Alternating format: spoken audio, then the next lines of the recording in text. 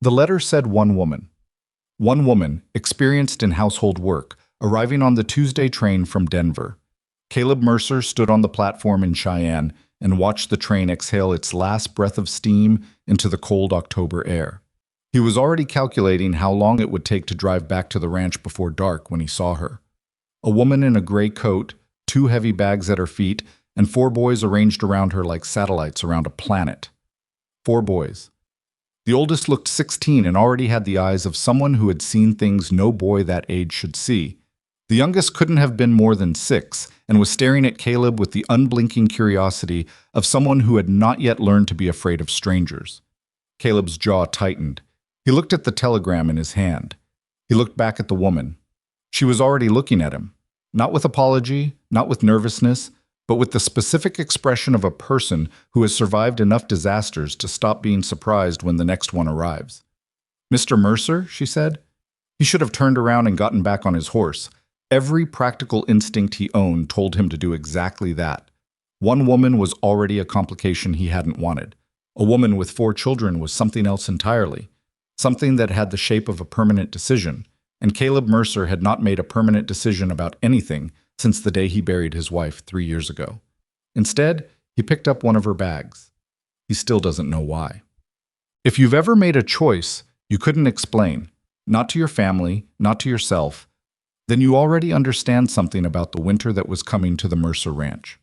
Before we go any further, if this kind of story reaches something in you, I'd ask you to hit that subscribe button and stay with me until the very end.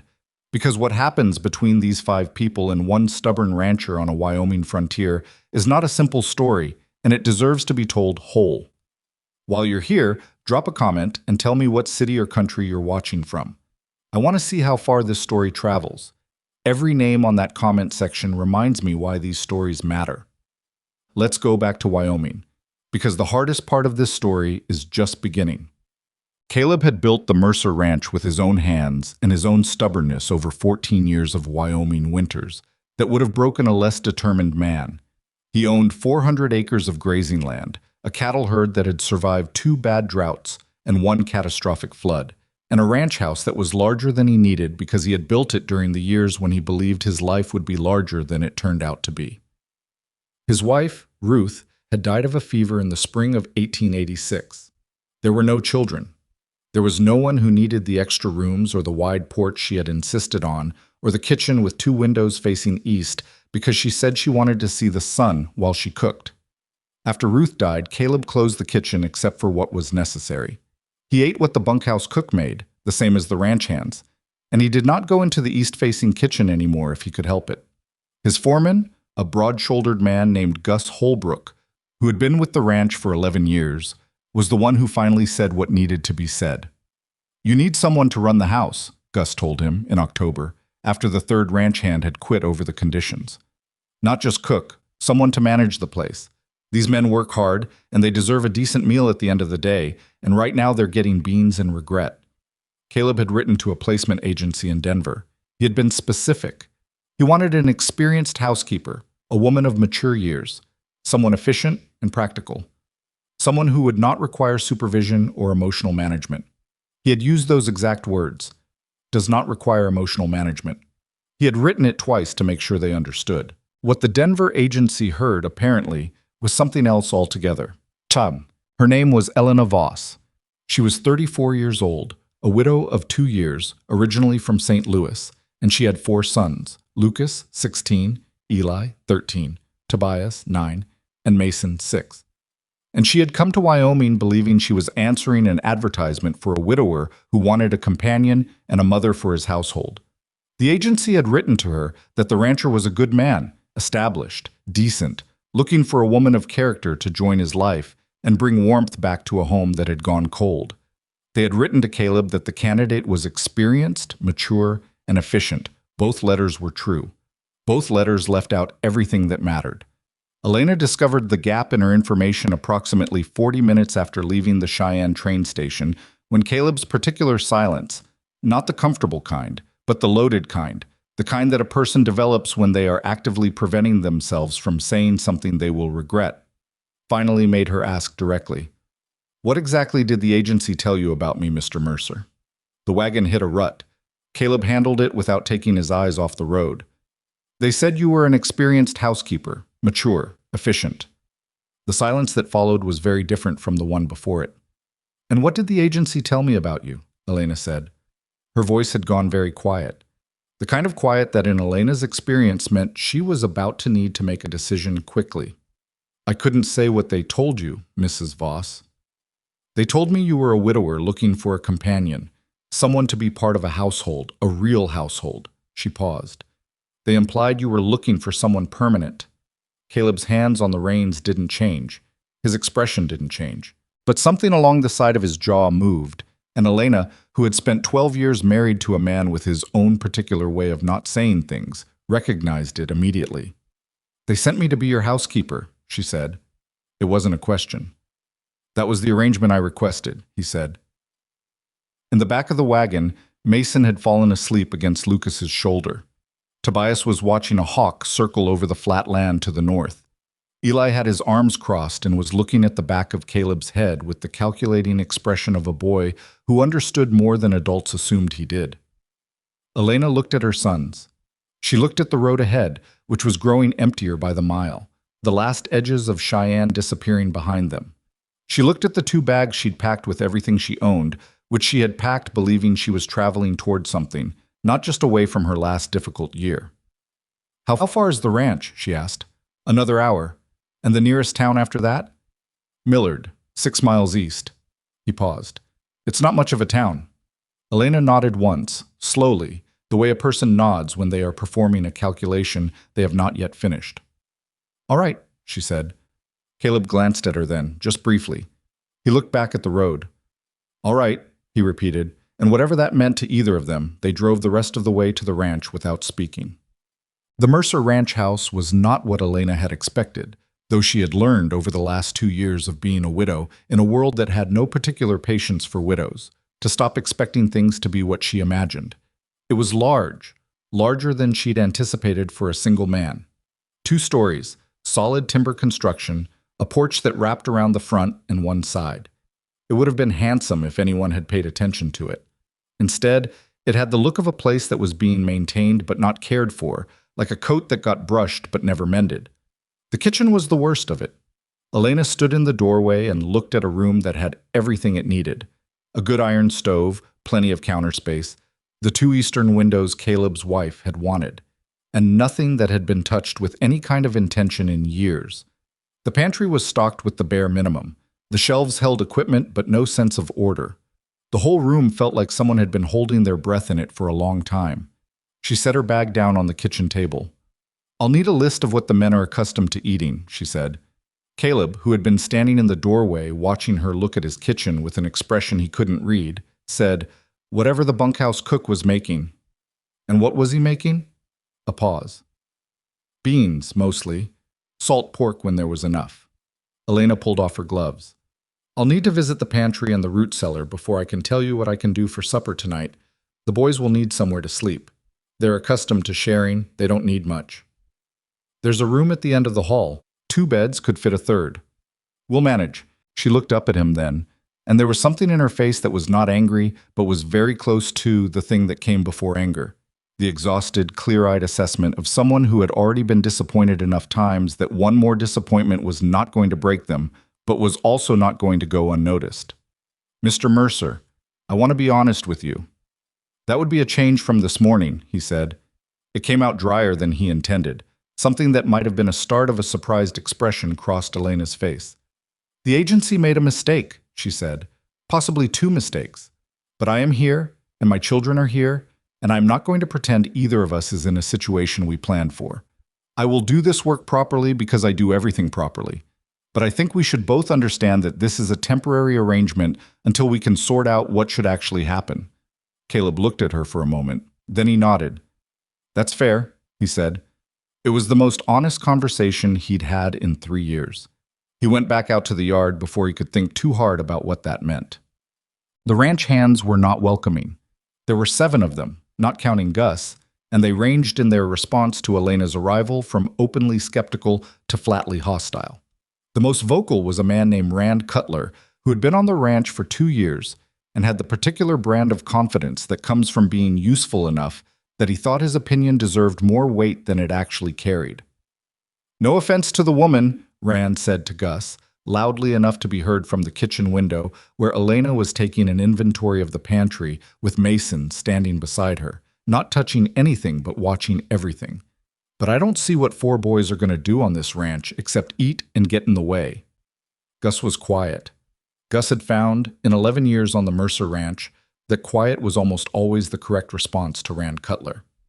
"Caleb's got enough to deal with without adding a family to the operation," Rand continued. "And I'll tell you something else. That oldest boy is going to be trouble. Looked at me like he wanted to fight, and he doesn't even know me yet." "Lucas," said a voice, and Rand turned to find the boy himself standing 6 feet away, arms loose at his sides, expression perfectly neutral. "My name's Lucas Voss, and I wasn't looking at you like I wanted to fight. I was looking at you like I was trying to figure out if you were going to be a problem." Rand's face went through several expressions. "Came to a conclusion?" Rand said. "Working on it," Lucas said, and walked past him toward the barn with the unhurried step of someone who had made his point and didn't need to underline it. Gus, for the first time in a week, almost smiled. Oh. In the kitchen, Elena had found what she needed. It wasn't much, but it was enough, and enough had always been the distance between surviving and not surviving in Elena's experience. She found dried beans and a good-sized smoked ham hock buried in the back of the pantry. There were onions in the root cellar, a sack of cornmeal, and enough lard to make the biscuits she knew these men had probably not eaten since someone had last cared about feeding them properly. Mason stayed close, handing her things when she asked, asking questions in his particular running stream of a voice that never quite stopped but also never quite demanded anything. He was the kind of child who seemed to understand instinctively that the world was interesting and that if he stayed quiet enough, or quiet enough for Mason, which was not very quiet, interesting things would keep happening near him. "Is this going to be our house?" he asked, handing her the cornmeal. "We're going to stay here for a while," Elena said. "But is it our house?" "Mason, I'm just asking." She looked down at him. He was looking up at her with the total seriousness that 6-year-olds brought to questions they considered important, and the question was important because this was the 4th place they had lived in 2 years, and Mason, who remembered everything, knew that. "Not yet," she said. "Let's see how it goes." Mason considered this. "The man is quiet," he said, "but not mean quiet. Sad quiet, like Papa was sometimes before he got sick." Elena stopped stirring. She stood very still for a moment. "Get me the salt from the second shelf," she said. Mason got the salt. He didn't ask the question again, but Elena could see him filing the answer away somewhere for later consideration, and she knew from experience that with Mason, later consideration was not a place things stayed for long. Supper changed something. It wasn't dramatic. There was no moment where the ranch hands suddenly realized Elena was extraordinary. It was quieter than that, which made it stick longer. Biscuits that were actually biscuits, not the flat, forgettable things the bunkhouse cook had produced. Ham and beans that had been seasoned like someone understood what seasoning was. Coffee that was coffee. Rand Cutler was the last to sit and the last to leave. And when he finally stood up, he looked at the kitchen doorway, where Elena was stacking dishes, and then he looked at the table in front of him like a man who had lost an argument he hadn't expected to lose. He didn't say anything. He put his hat on and went back to the bunkhouse. Gus stayed a moment. "Mrs. Voss," he said, "that was the best meal this ranch has seen in 3 years." "Thank you," Elena said. "Caleb, Mr. Mercer, he don't say much, but he noticed." He nodded once, as if confirming something to himself, and went out. Elena washed the dishes alone. Through the window she could see the dark outline of the land, a darkness that was bigger than any darkness she had encountered in St. Louis or even in Kansas City, where she and her husband Thomas had lived for 6 years before he died. This was not a city's darkness. It was something older and less concerned with human beings. She had told the children it was a temporary arrangement. She looked out at that darkness and wondered, not for the first time, if she was capable of believing her own words. Lucas found Caleb in the barn at 9 o'clock that night, working on a piece of tack by lantern light. The boy stood in the doorway for a moment before Caleb looked up. "You need something?" Caleb asked. Wanted to look at the horses, Lucas said. Caleb returned to the tack. Help yourself. Lucas moved through the barn the way he moved everywhere, carefully, noting exits, noting what was where. He was a boy who had learned too young that paying attention was the same as staying safe. He stopped at the stall of a gray quarter horse and let the horse smell his hand. She's yours? Lucas asked. Been mine 12 years. Good horse. She is. Silence. The kind that had weight. My mother's not going to complain, Lucas said. It came out abruptly, like something he'd decided to say and committed to before he could change his mind. She doesn't complain, but I want you to know, I notice. What she's doing, how hard it is. I notice for her, because she's too busy noticing everything else. Caleb set the tack down.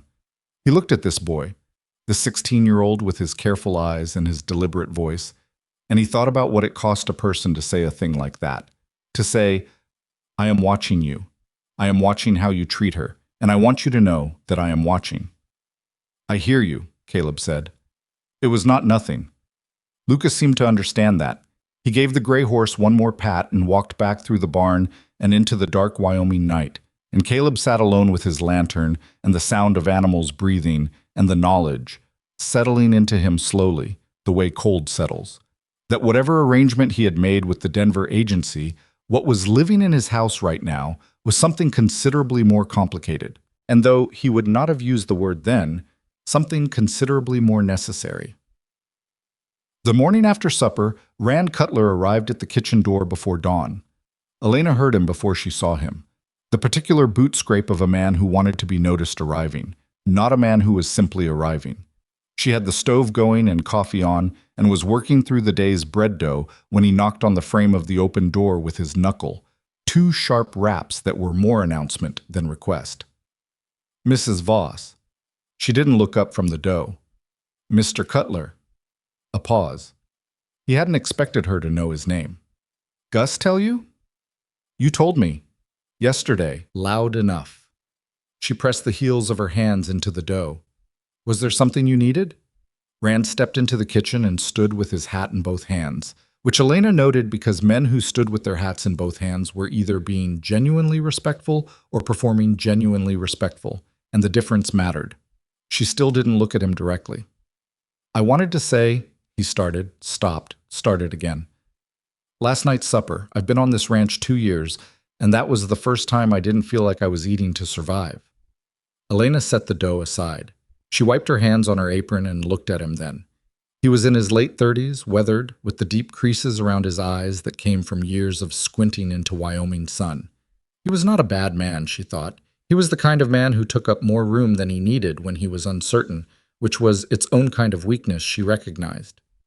Thank you, she said. I wasn't kind yesterday. About your boys. No, you weren't. He turned his hat once in his hands. Lucas? He's a good kid. The way he handled himself. I've seen grown men with less backbone. Elena poured 2 cups of coffee. She set one on the table in front of the empty chair across from her and sat down with the other. After a moment, Rand Cutler sat down too. He's had to be, she said. He's been the man of the family since his father died. He takes that seriously, sometimes too seriously. She looked at the coffee in her cup. He doesn't need to be the man of the family. He's 16. But no one told him he could stop. Rand was quiet. Outside, the first gray light was beginning to separate the land from the sky, and somewhere in the barn the horses were moving, and in the bunkhouse the other men were beginning to stir. The ranch was waking up the way it did every morning, according to its own rhythm, indifferent to whatever the people inside it were carrying. I'll keep that in mind, Rand said. He drained his coffee, set the cup down, and stood. He looked like he wanted to say something else and couldn't locate the exact words for it. The bread will be done by noon, Elena said. If you're out near the north pasture, I'll send Eli with it. Rand put his hat on. For a moment something shifted in his face, not softened exactly, but rearranged. Appreciate it, he said, and went out. Elena sat alone with her coffee for 3 more minutes, which was the most stillness she allowed herself in a day. Then she got up and started on breakfast. The problem with the Mercer ranch, Elena discovered over the first week, was not that it was broken. It was that it had been operating in a state of barely managed grief for 3 years, and had adjusted itself so thoroughly to that state that no one inside it could see it clearly anymore. The kitchen was the most obvious example. The stove needed its flue cleaned. She could tell by the way the smoke backed up on windy days.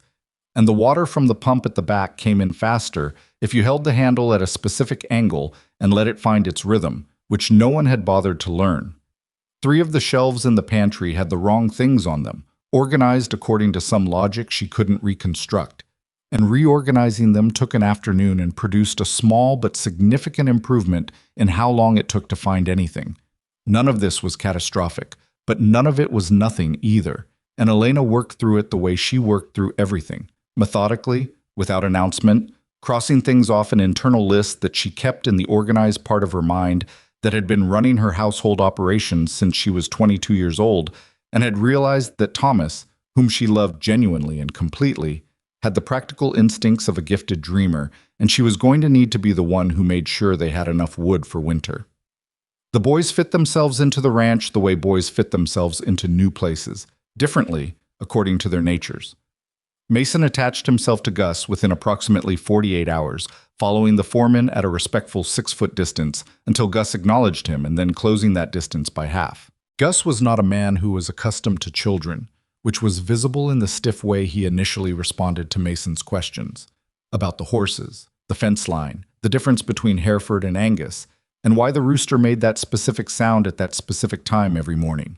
But Mason had a gift for finding the precise angle of entry into a person's patience, and by the 3rd day Gus was explaining things without waiting to be asked, which was how Elena knew her youngest had won. Tobias found the barn. Specifically, Tobias found a barn cat with 3 kittens in a hay corner that no one had noticed yet, and dedicated himself to their welfare with the intensity that 9-year-old boys brought to animals, which was absolute and slightly frightening. He brought them scraps from the kitchen. He spent hours sitting near them without touching, waiting for the mother to trust him. He told Elena about their progress each evening with the detailed reporting of a scientist and the emotional investment of someone for whom this particular outcome was non-negotiable. Eli was harder to read. At 13, he had the inward quality of a boy who had recently discovered that the world was more complicated than he'd believed, and had not yet decided how to feel about that. He did his chores without being asked. He was polite. He was helpful. But he watched everything and volunteered nothing, and Elena gave him room because she recognized in him what she'd recognized in herself at that age: the need to understand the full dimensions of a place before you committed any real part of yourself to it. Lucas was the one Elena watched most carefully, because Lucas was the one most likely to either hold the whole arrangement together or blow it apart, and he did not yet know which one he was going to do. Oh, it was Caleb who stepped into that uncertainty first, on the 5th day, without appearing to. He had spent the first days giving Elena and her sons a wide berth. Not cold, not unwelcoming, but careful. The way a man is careful when he's unsure of the rules of a situation he didn't design. He was present at meals. He said what needed to be said. He did not intrude. But on the 5th morning, he came out of the barn to find Lucas standing in the middle of the yard staring at the east fence line with the specific expression of someone trying to figure out something they don't have enough information for.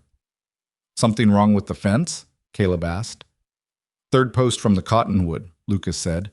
"It's leaning. Not bad yet. But if you get a hard freeze before you fix it and the ground shifts, the next post goes with it. Then you've got a gap." Caleb looked at the fence. He looked at Lucas. "How do you know about fence posts?" he said. "My uncle had a property in Missouri. Not as big as this, but he didn't have much help, and I spent 2 summers helping him." Lucas's jaw was set at the particular angle it went to when he was making himself say something. "I know I'm not hired help, but if there's work I can do, I'd rather work than stand around. Standing around makes me—" He stopped. "Anxious," Caleb said. Lucas looked at him. Something moved across the boy's face. Surprise at being understood, or discomfort at being seen, or some specific combination of the two. "I was going to say restless," Lucas said. "Same thing, different word." Caleb looked at the fence again. "Go get the post maul from the barn. Small one, on the left wall. There's a bag of gravel behind it." Lucas was already moving before Caleb finished the sentence. They worked on the fence for 2 hours that morning. Caleb did not instruct. He worked alongside the boy and let the work explain itself, which was how Caleb had learned everything he knew, through doing it wrong once and then doing it right while someone nearby did it right too. Lucas was quick. He was also stubborn, which meant that when he started a thing, he finished it, and when something didn't work, he tried it a different way without being told, which was the most useful quality a person could have on a working ranch. They didn't talk much. The talking that happened was practical, but when they walked back across the yard toward the house for the midday meal, Lucas said, without looking at him, "My father wasn't a rancher." "I know," Caleb said. "What did the agency tell you about us?" "Just your mother. Didn't know about you until I saw you on the platform." Lucas was quiet for a few steps. "What did you think? When you saw us?" Caleb considered giving him the polite answer. I was not generally a man who gave polite answers when honest ones were available. I thought the agency had made a serious mistake and I wasn't sure what to do with it. "And now?" "Now?" "Still not sure," Caleb said, "but the fence post is fixed." Lucas made a sound that might have been a short laugh. It was gone before Caleb could be certain, but it was the first one he'd heard from the boy, and that was something. Elena noticed. She noticed the way women notice things when they had been paying close attention to someone for long enough. Not dramatically, not with commentary, but with a particular quality of stillness that meant she was filing something away and it would influence her assessment. She didn't say anything. She put 2 extra biscuits on Caleb's plate at dinner. He didn't mention it. He ate them both. The crisis, when it came, arrived in the form of a missing calf and a cold night and a boy who made a decision without asking. It was the end of the second week. A norther had blown in from Canada, the kind of raw, needling cold that found the gaps in walls and the weaknesses in coats, and reminded everyone that Wyoming did not particularly care about their comfort. Elena had spent the afternoon reinforcing the draft gaps around the kitchen windows with rags and beeswax, and was standing at the stove when she realized Tobias had not come in for supper. She counted heads at the table automatically. It was a habit so ingrained she wasn't conscious of it anymore. Mason, complaining about his fork. Eli, eating with the focused silence of a boy who was hungry and handled hunger by concentrating. Lucas, who had been outside with Caleb and came in smelling of cold air and wood smoke. Caleb, at the head of the table for the first time. He'd sat there from the first night, actually, but it was only now that Elena noticed it felt less strange than it had. No Tobias. She kept her voice flat. "Where's Tobias?" 3 faces turned to look at the empty chair. Caleb looked up from his plate. "He was in the barn at 4, Lucas said, "with the cats." Elena was already reaching for her coat. Caleb was already standing. "I'll check the barn," he said.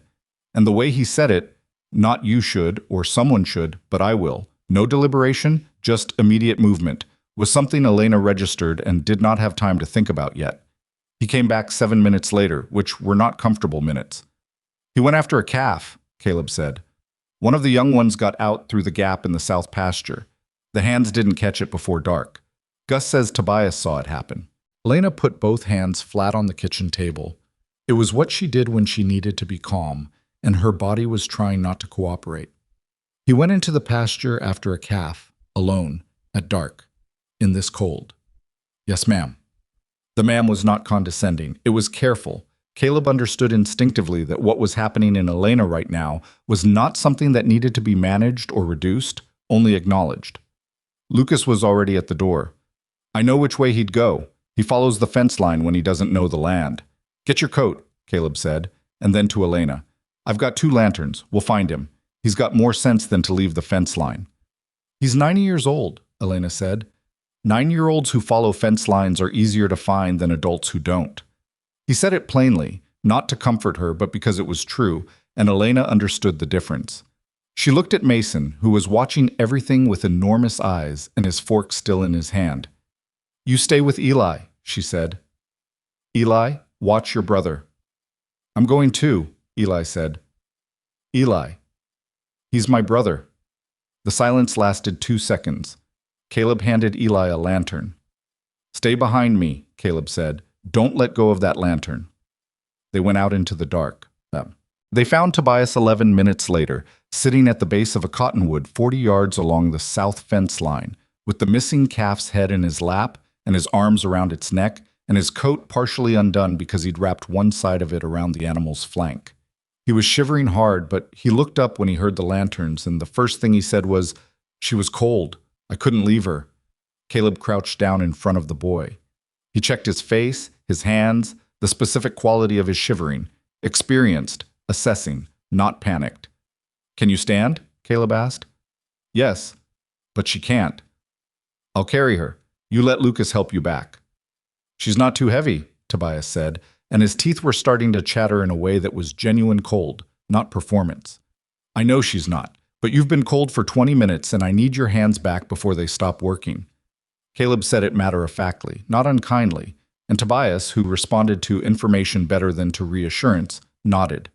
He allowed Lucas to get an arm around him and help him to his feet. The calf scrambled up when Tobias released it, surprisingly steady, and Caleb got his arms under it and lifted it without particular effort, which was something all four children noted and said nothing about at that moment. Eli fell into step beside Tobias and gave him his lantern to hold without being asked, which meant Eli was now walking in the dark, navigating by the light ahead of him, and didn't say a word about it. They walked back to the ranch in a loose group, the cold pressing on all of them, and when they came through the gate, Elena was standing in the yard with a lantern of her own and a blanket. And she didn't speak. She just wrapped the blanket around Tobias and held him for a long moment while he pressed his face into her shoulder and shivered. Caleb set the calf down inside the barn gate and straightened and found himself standing 10 feet from a scene he had not expected to feel as much as he did. A mother holding a cold and frightened child in a circle of lantern light on a dark ranch in Wyoming, 3 other children closing in around them by instinct, the way satellites are drawn back to their planet when the orbit completes. He looked away. He latched the barn gate. He told himself the feeling was cold air, nothing more. He did not believe it, but he told himself that anyway. Inside, Elena made Tobias sit by the stove and she heated milk and she did not yell at him, which was the thing that seemed to unsettle Tobias most. He had been braced for volume. Instead, she crouched in front of him and looked at his face and said, very quietly, "Don't do that again without telling someone first." "I didn't want to lose time," Tobias said. "She would have died." "She might not have." "She might have."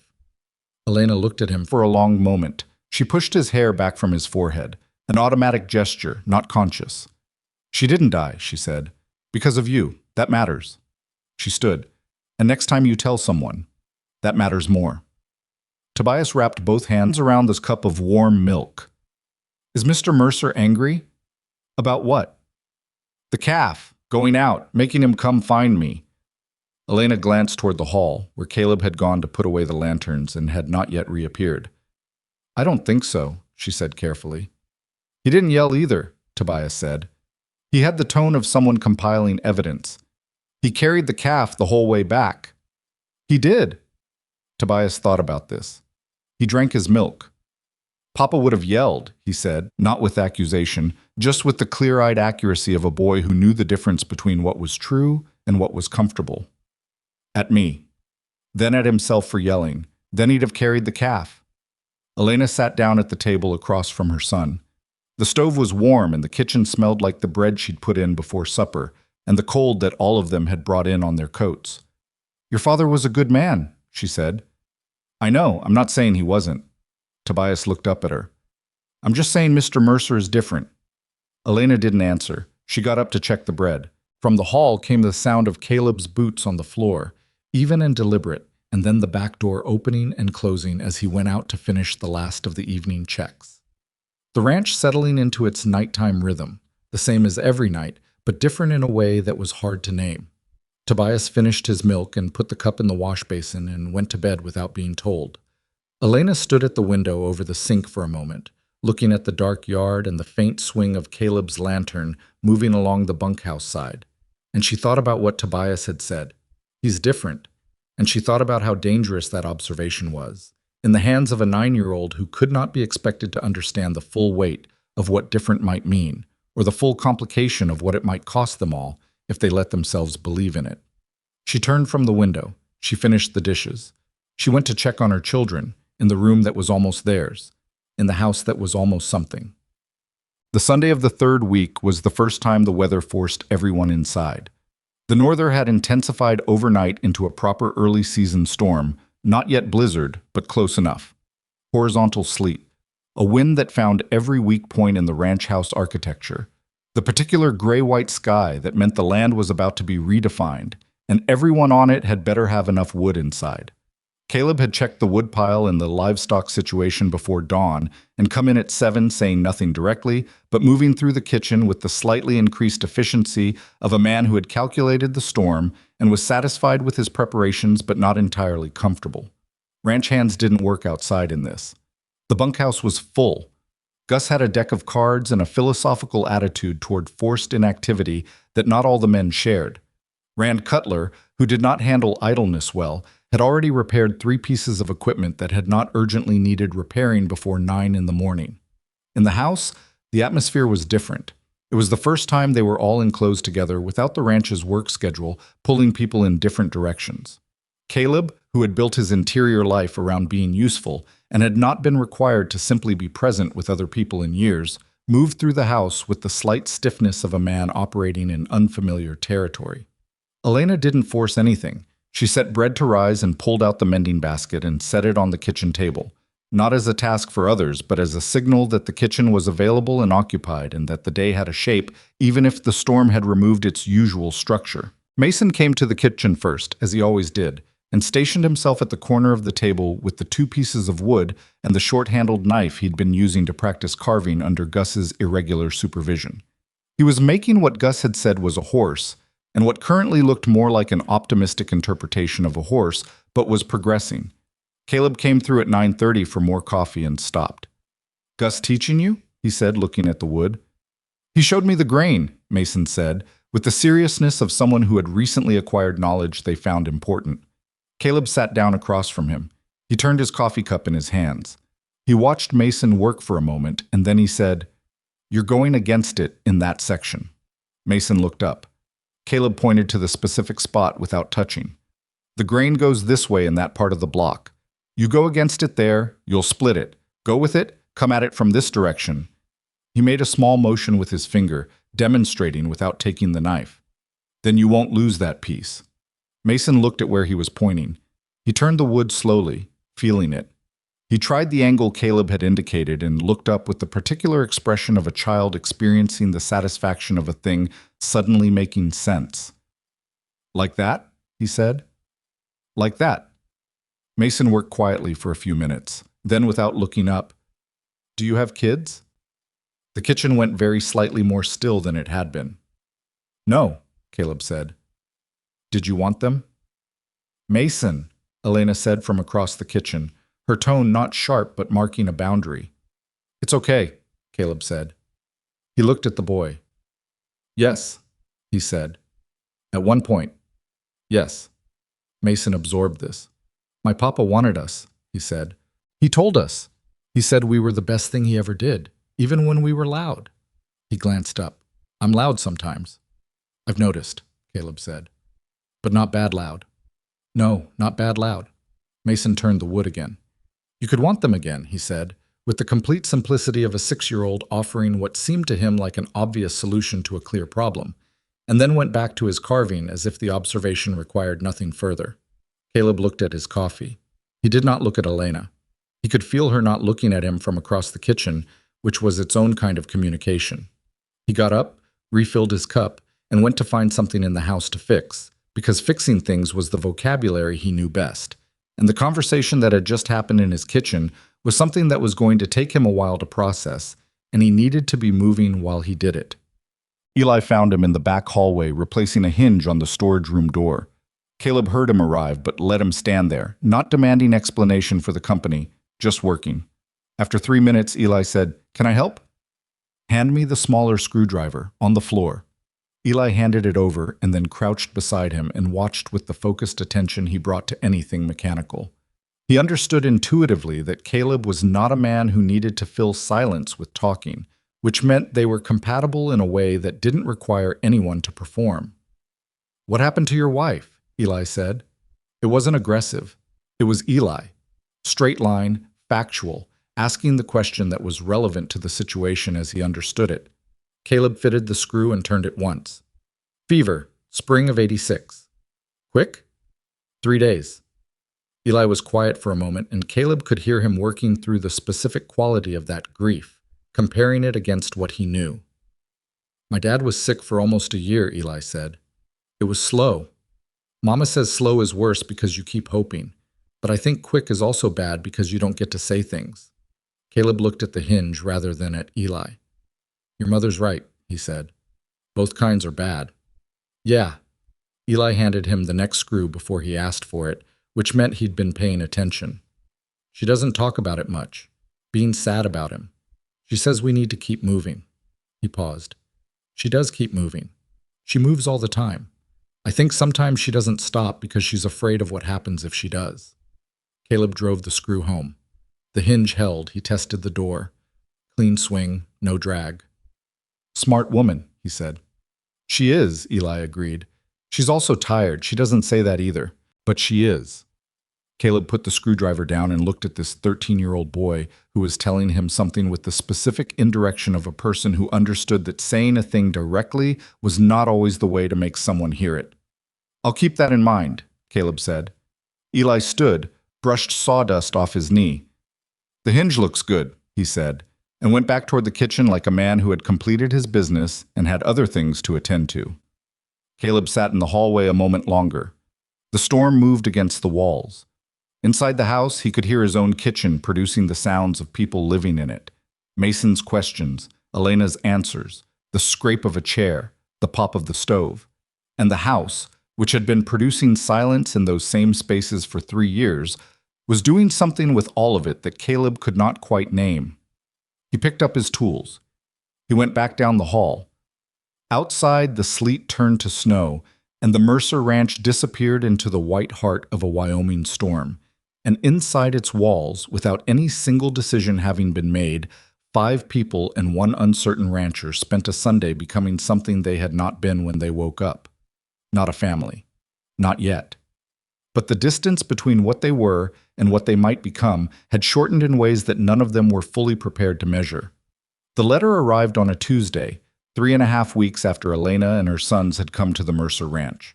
It came in the regular mail packet that the Millard Post writer brought out every Tuesday and Friday, a canvas satchel that got handed to whoever happened to be nearest the gate. That Tuesday, it was Gus, who brought it to the house and left it on the kitchen table without comment, the way Gus handled most things that weren't strictly his business. Elena didn't see it until after the noon meal, when she was clearing the table and found it underneath the edge of a plate Caleb had pushed aside. It was addressed to him, not to her, but the return address was the Denver Placement Agency, and the sight of those words in their careful printed lettering did something immediate and unpleasant to the inside of her chest. She left it where it was. Caleb came in from the east pasture at 1:30 with mud on his boots and Lucas a half step behind him, both of them in the particular focused silence of people who had spent the morning solving a problem with their hands and were satisfied with the result. Lucas had been going out with Caleb most mornings now, an arrangement that had developed without anyone naming it, the way the better arrangements tended to do. Caleb saw the letter when he poured his water. He looked at it once, then at Elena, who was at the stove and had her back to him. You see this come in, he said. Gus brought it. He picked it up and turned it over. His expression didn't change, which Elena had learned meant he was thinking and didn't want whatever he was thinking to be visible yet. Lucas looked at the letter and then at the back of his mother's head and then at Caleb's face and made a decision to refill his own water glass very slowly. Caleb broke the seal and read it standing at the table. It didn't take long. Elena heard the paper fold back together. It's from the agency, he said. I assumed. They're writing to apologize. A pause. Apparently they discovered the error in their records. 2 files were confused, mine and another client's. Man named Whitfield in Colorado. He was looking for a wife. I was looking for a housekeeper. The stove was doing what stoves do, which is produce sound and heat without any opinion about the situation surrounding them. Elena kept her hands moving. She was not going to turn around until she was ready. So, Mr. Whitfield, she said, received a letter telling him a housekeeper was coming. That appears to be what happened. He wrote to complain last week. They traced it back. And now they're writing to correct the mistake. Yes. Lucas set his water glass down on the counter with more care than the action required. Elena turned her around. She kept her face where she wanted it, not closed, not performing calm, but the genuine, steady expression of a woman who had received bad news before and understood that the first 60 seconds were critical for setting the tone of everything that followed. "What do they suggest?" she said. Caleb looked at the letter. "They offer to find a replacement housekeeper. They'll cover the cost of your return travel to Denver, and they'll place you with another client." He set the letter on the table. "They're sorry for the confusion." "I'm sure they are," Elena said. The three of them stood in the kitchen with the ordinary sounds of the ranch outside and the words sitting between them like something that had been dropped and not yet picked up. Lucas spoke first. He didn't look at either of them. He looked at the letter. "So what happens now?" he said. Nobody answered immediately, which was its own kind of answer, and Lucas understood that, and he picked up his hat from the peg by the door and went outside. And the door didn't slam, but it closed with the specific firmness of someone who needed air and was not going to ask for it. Caleb folded the letter and put it in his breast pocket, which Elena noticed. "You don't need to keep it," she said. "I'm aware." He refilled his water glass, though he'd barely touched it. He was doing something with his hands because his hands needed to be doing something, and Elena recognized this because she was the same way. "The arrangement I requested was for a housekeeper," he said. He wasn't looking at her. "The agency made a mistake. You came here believing something that I hadn't offered. That's not fair to you or to your sons." "No," Elena said. "It wasn't. I want to be clear about what I did and didn't promise." "You were clear from the first day." "I know. I want to stay clear." He finally looked at her directly, and Caleb's directness, which she had adjusted to over the past weeks, was not comfortable, but it was honest, and she had come to value it more than comfort. "You've done more than what was asked. The men respect you. The house runs better than it has in years." He stopped, started again. "I don't want you to feel like you have to stay because there's nowhere else to go." Elena looked at him for a long moment.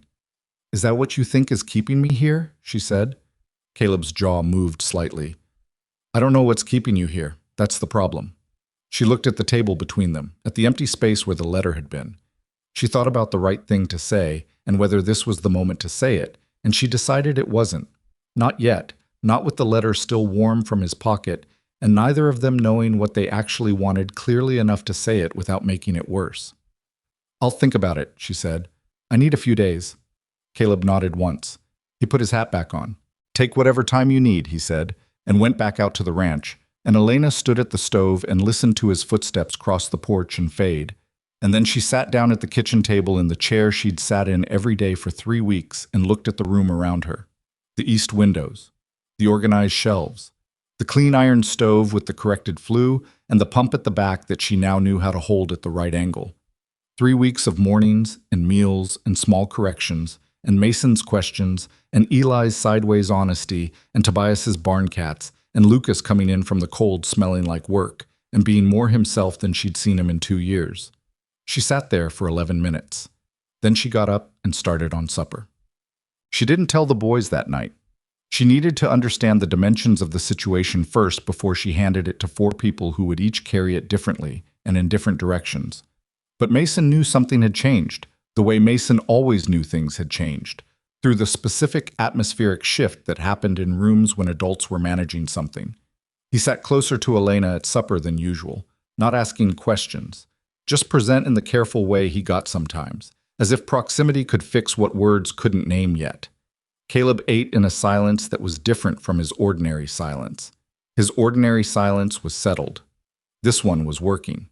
He answered questions when the boys spoke to him, helped Tobias find the right word for something he was trying to describe, poured Lucas more water without being asked, all the ordinary textures of the past weeks. But underneath it, there was a tension that Elena could feel the way you feel weather coming before you can see it. Lucas noticed.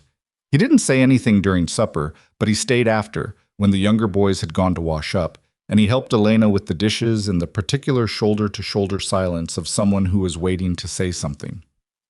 "You're going to tell us something tomorrow," he said. It wasn't a question. "I'm still working out what to say." "Is it bad?" Elena handed him a plate to dry. "It's complicated." Lucas dried the plate, set it on the shelf. "Is it about the agency?" She looked at him sideways. "I saw the letter on the table," he said. "I saw his face after he read it. I saw yours. He picked up another plate. I'm not a child, Mama. I know you're not. Then tell me. She told him.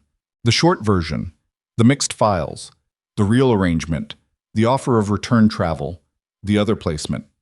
She told it plainly, the way she told Lucas things that mattered, because he had earned plain telling and she respected him enough to give it. He dried 2 more plates before he said anything.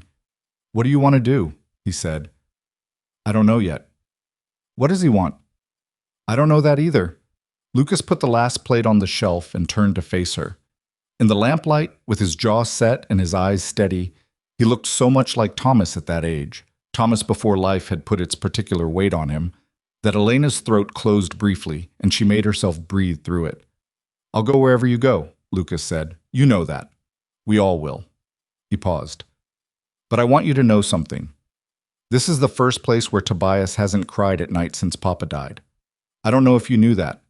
I figured you did, because you know most things.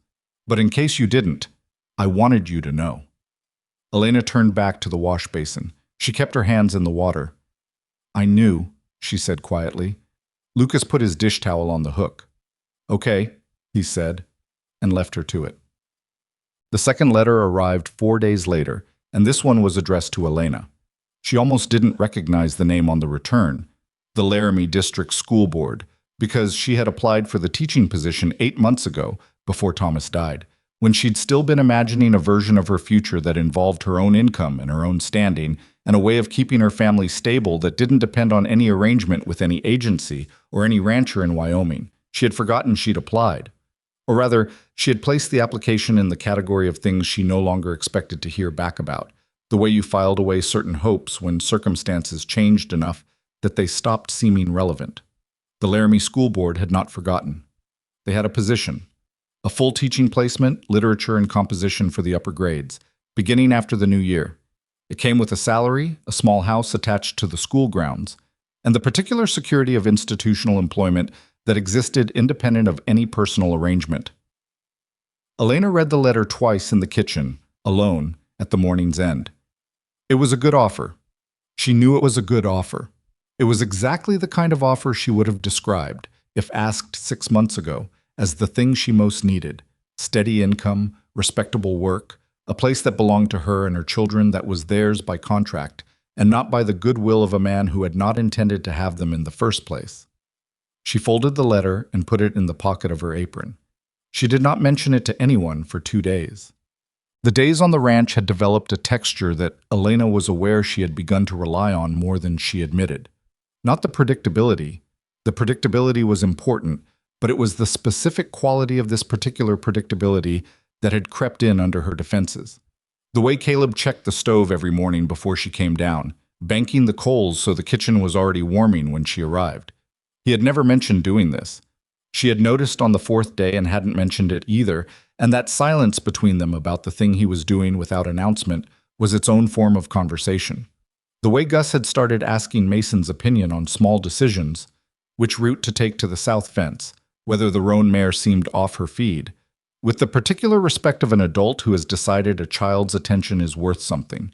Mason received these consultations with enormous seriousness and rendered his opinions carefully, and the combination of Gus's gravity and Mason's earnestness had produced in the foreman a relationship with the 6-year-old that neither of them seemed to know what to do with except to keep going with it. The way Lucas had stopped watching Caleb. This was the thing Elena noticed most.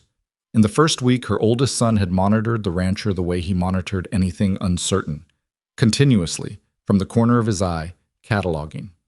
By the end of the 3rd week, Lucas wasn't watching anymore. He was just working alongside, and the difference between watching and working alongside was the difference between a locked door and an open one. She thought about Laramie. She thought about the schoolhouse and the salary and the house attached to the grounds and what it would mean for the boys. Eli in a real school, which he needed. Mason with other children, which he also needed. Tobias with access to the town's small but existing library, which would make him happier than he would admit. She thought about all of it, alone, late at night, with the ranch silent outside and the lamplight going yellow over the paper of the letter she'd read a dozen times now. The argument for leaving was rational and clear and entirely correct. She kept waiting for it to feel as certain as it was correct. It was Rand Cutler who brought things to a head, though he didn't mean to, and in a way that had nothing to do with Elena's letters. It started in the yard on a Thursday afternoon, when Rand and two of the other hands were repairing the hitching post that had come loose from the ground, and Tobias was passing through on his way to the barn.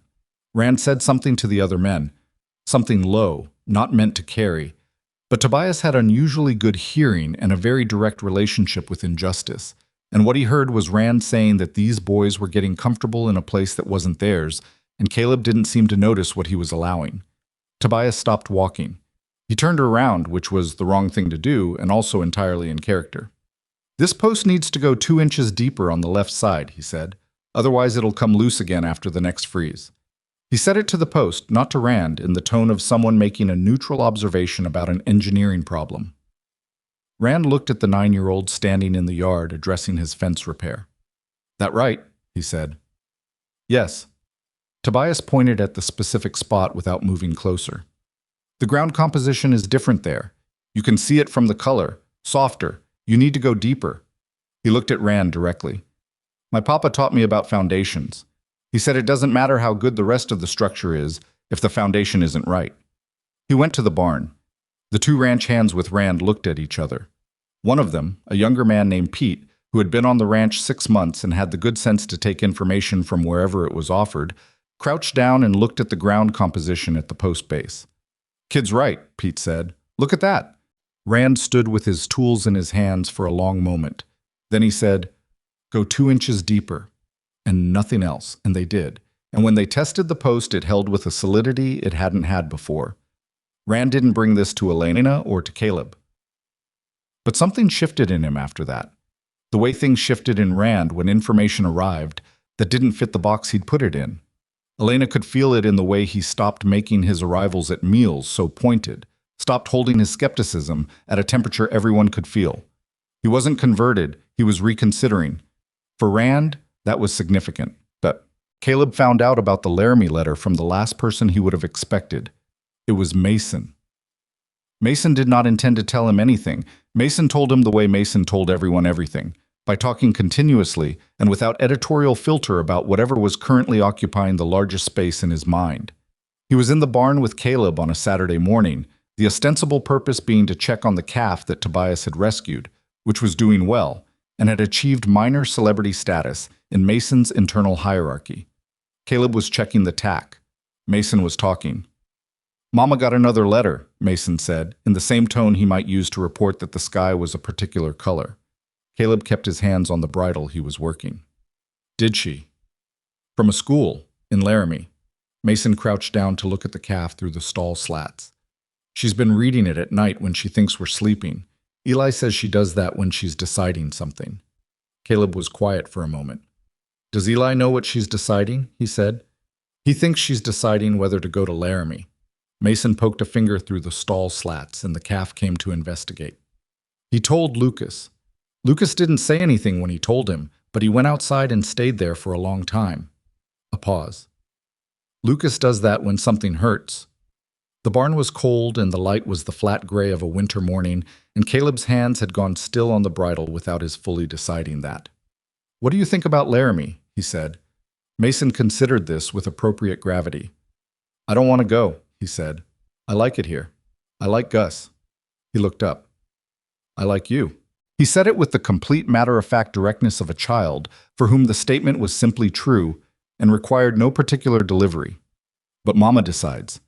She always decides, and it's always right, even when it doesn't feel like it's right yet." He looked back at the calf. "That's what Lucas says. He says Mama sees further ahead than the rest of us." Caleb set the bridle down. He stood for a moment in the barn with the smell of hay and cold and horses and a 6-year-old's absolute confidence in his mother's judgment, and something that had been organizing itself quietly in him for weeks arrived at a shape he couldn't avoid recognizing. "I'm going to go check the north pasture," he said. "Okay," Mason said, still watching the calf. He didn't go to the north pasture. He found Elena in his kitchen, where she was most mornings at this hour. Though she wasn't cooking, she was standing at the east windows looking out at the yard, and she had a piece of paper in her hand, and she didn't turn when he came in, But she didn't pretend she didn't hear him either.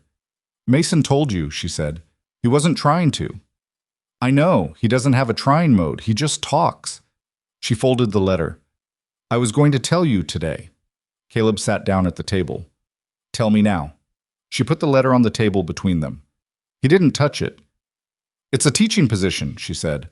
"Laramie, Literature and Composition, starting in January. Salary, housing, full placement." She sat down across from him. "It's a good offer." "It sounds like one." "It's the kind of position I was trying to find before Thomas died, before all of this. It would mean the boys have stability. I have an income that's mine. We'd have a place that belongs to us, not—" She stopped. "Not because of a mistake," Caleb said. She looked at him directly. "I wasn't going to say it like that. But it's accurate." She was quiet for a moment. Outside, the sound of the ranch, the horses, the distant voice of one of the hands, the wind that never fully stopped in Wyoming, continued without any consideration for what was happening in the kitchen. "The agency's offer of return to Denver," Elena said. "Their replacement housekeeper. That would solve your problem too." "I don't think of it as my problem," Caleb said. "What do you think of it as?" The question sat between them. It was the most direct thing she'd said to him since the first day, when she'd told him she was going to do her work properly, but they both needed to understand the arrangement was temporary. This felt like the other end of that sentence. The part she hadn't said then, the part that had been accruing interest for 3 weeks. Caleb looked at the table between them. He looked at the letter she hadn't picked back up. He was aware, in a concrete way, that he hadn't let himself be before this moment, that if Elena Voss and her 4 sons got on a wagon to Millard and then a train to Laramie, his house would go back to being the house it had been in October. The wide porch Ruth had wanted, the east-facing kitchen, the extra rooms that held nothing. He had survived that house for 3 years.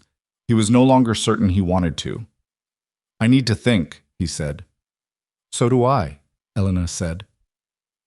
They sat for another moment in the kitchen that was hers and wasn't hers, in the house she'd learned the specific sounds and habits of, and neither of them said the thing that was underneath everything else they were saying, because neither of them was ready, and they both knew it, and the knowing was its own kind of intimacy that made it simultaneously easier and harder to be in the same room. Caleb got up. He took his hat from the peg. "The offer from Laramie," he said, stopping at the door. "When do they need an answer?" "End of the month." He nodded. He put his hat on.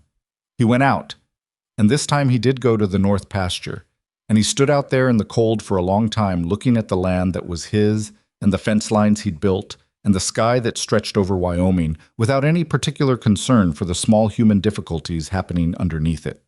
The end of the month was 9 days away. Lucas knew before he was told.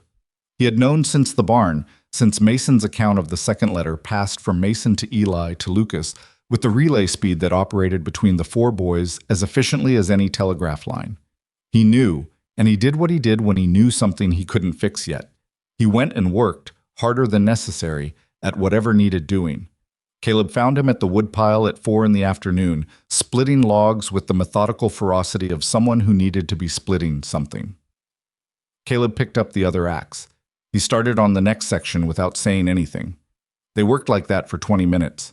The sun was dropping fast, the way it did in November, and the cold was coming up from the ground to meet it, and the woodpile was growing in a way that would keep the house warm for weeks, which was, Caleb thought, watching the boy swing, probably exactly what Lucas intended. "She hasn't decided," Caleb said. Lucas split a log clean. "I know. You're not making the decision for her." "I know that too." Lucas set up another log. "Doesn't mean I can't work while she decides." Caleb split his own. "Fair enough."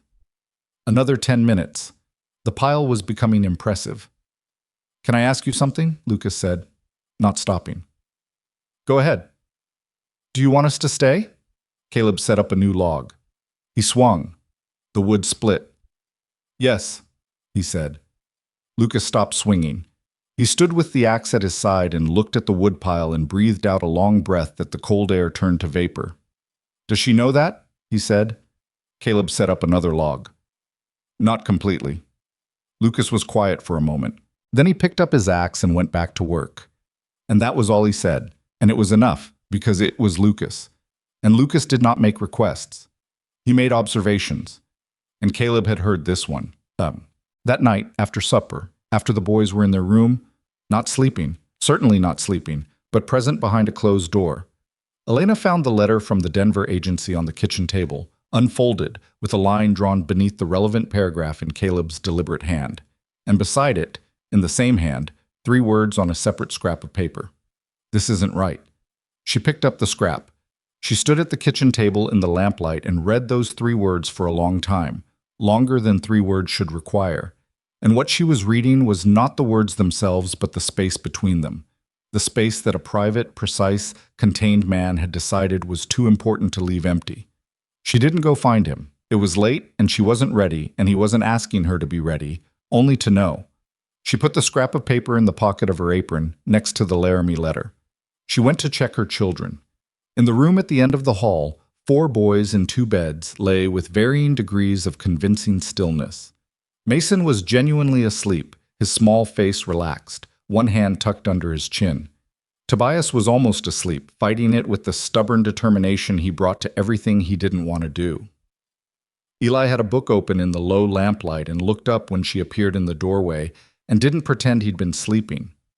Lucas was awake and looking at the ceiling with his hands behind his head, and when she came to the door he looked at her and she looked at him and neither of them said anything.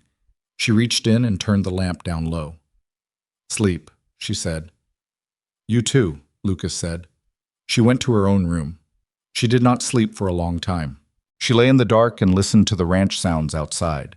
The wind, the animals, the distant creak of the bunkhouse, and inside the specific silence of a house that had 4 children in it, and a man down the hall who had written 3 words on a piece of paper and left them for her to find. This isn't right. He meant the agency's solution. He meant sending them back to Denver, replacing them with someone efficient and appropriate and correctly categorized. He meant that what had grown in the past 3 weeks between 5 specific people and 1 specific ranch was not a mistake that needed correcting. Elena understood what he meant. What she didn't know yet was whether understanding what he meant was the same as knowing what to do about it. She had 9 days to find out. 9 days was not a long time. Elena had made larger decisions in less, and she had made smaller decisions that took longer, and she had learned over 34 years that the size of a decision and the time it took to make it had very little relationship to each other. What took time was not the deciding. It was the clearing away of everything that wasn't the actual question. The actual question was not whether Laramie was a good offer. It was. The actual question was not whether the agency's original mistake had been corrected on paper. It had been. The actual question, the one she lay awake with, the one she carried into the kitchen each morning and set beside the stove while she worked, the one she felt the weight of every time Caleb came in from the yard and moved through the room with the particular quiet of a man who was also waiting, was whether she was capable of choosing something she wanted over something she could justify. She had been justifying decisions for 2 years. Every move, every arrangement, every compromise framed as what was practical for the boys, what was sensible given the circumstances, what a reasonable woman in her position would do. And all of it had been true. And none of it had asked her what she actually wanted, because what she actually wanted had not seemed like a category that applied anymore after Thomas died, and the money ran out and the world reduced itself to the immediate and the necessary. But the Mercer Ranch had done something inconvenient to that arrangement. It had made her want something specific again, not abstractly, a better situation, more stability, a place to land, but specifically. This kitchen, these windows, the particular sound of this house at night when everyone in it was safe. That was the problem. But on the 3rd day after the letters, Caleb found her in the yard at dusk. She had gone out ostensibly to check that the kitchen door latch was catching properly. It had been sticking in the cold, but actually because she needed air that wasn't the inside of her own head. The sky was doing what Wyoming skies did at the end of November, going from pale gold to deep blue in the space of minutes, the kind of transition that demanded attention even from people who were preoccupied. Caleb came around the side of the house from the barn and stopped when he saw her standing there.